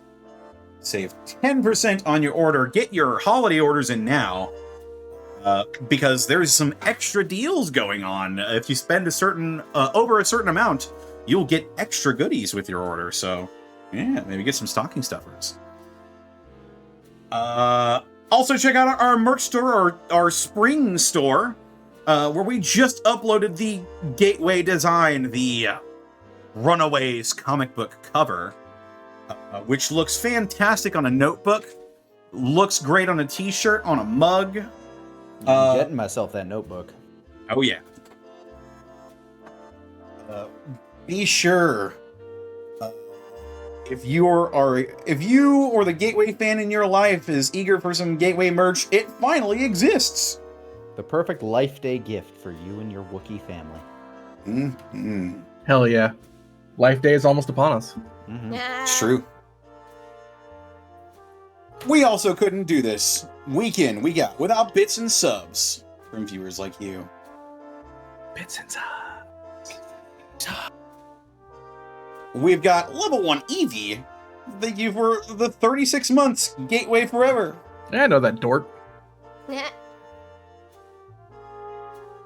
Ellie Spaghetti, thank you for the 1,000 bits. Woo! Thank you, thank you. Woo indeed. I too woo. Alright. Good. Come on. Thank you. Come on now. Treja Patata, thank you for the follow. Dark Horse 1975, thank you for the follow as well.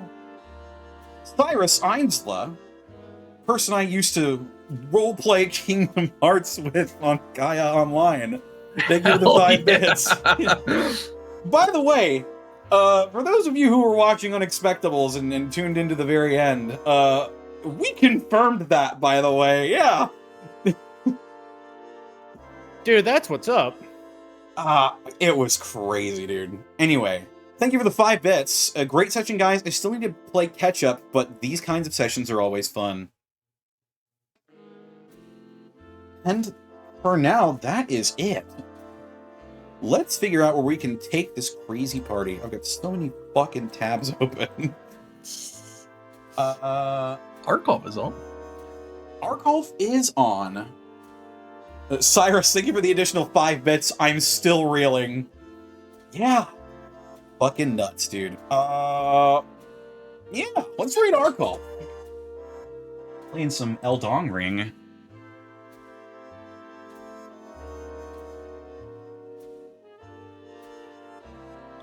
What should our raid message be?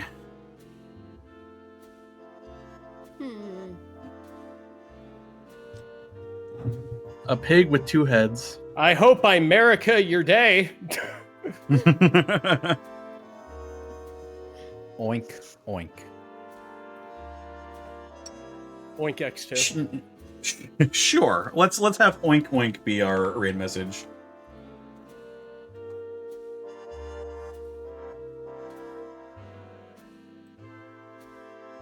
Alrighty. Well, until next time, everyone, take care, rest well, and we'll see you on Wednesday.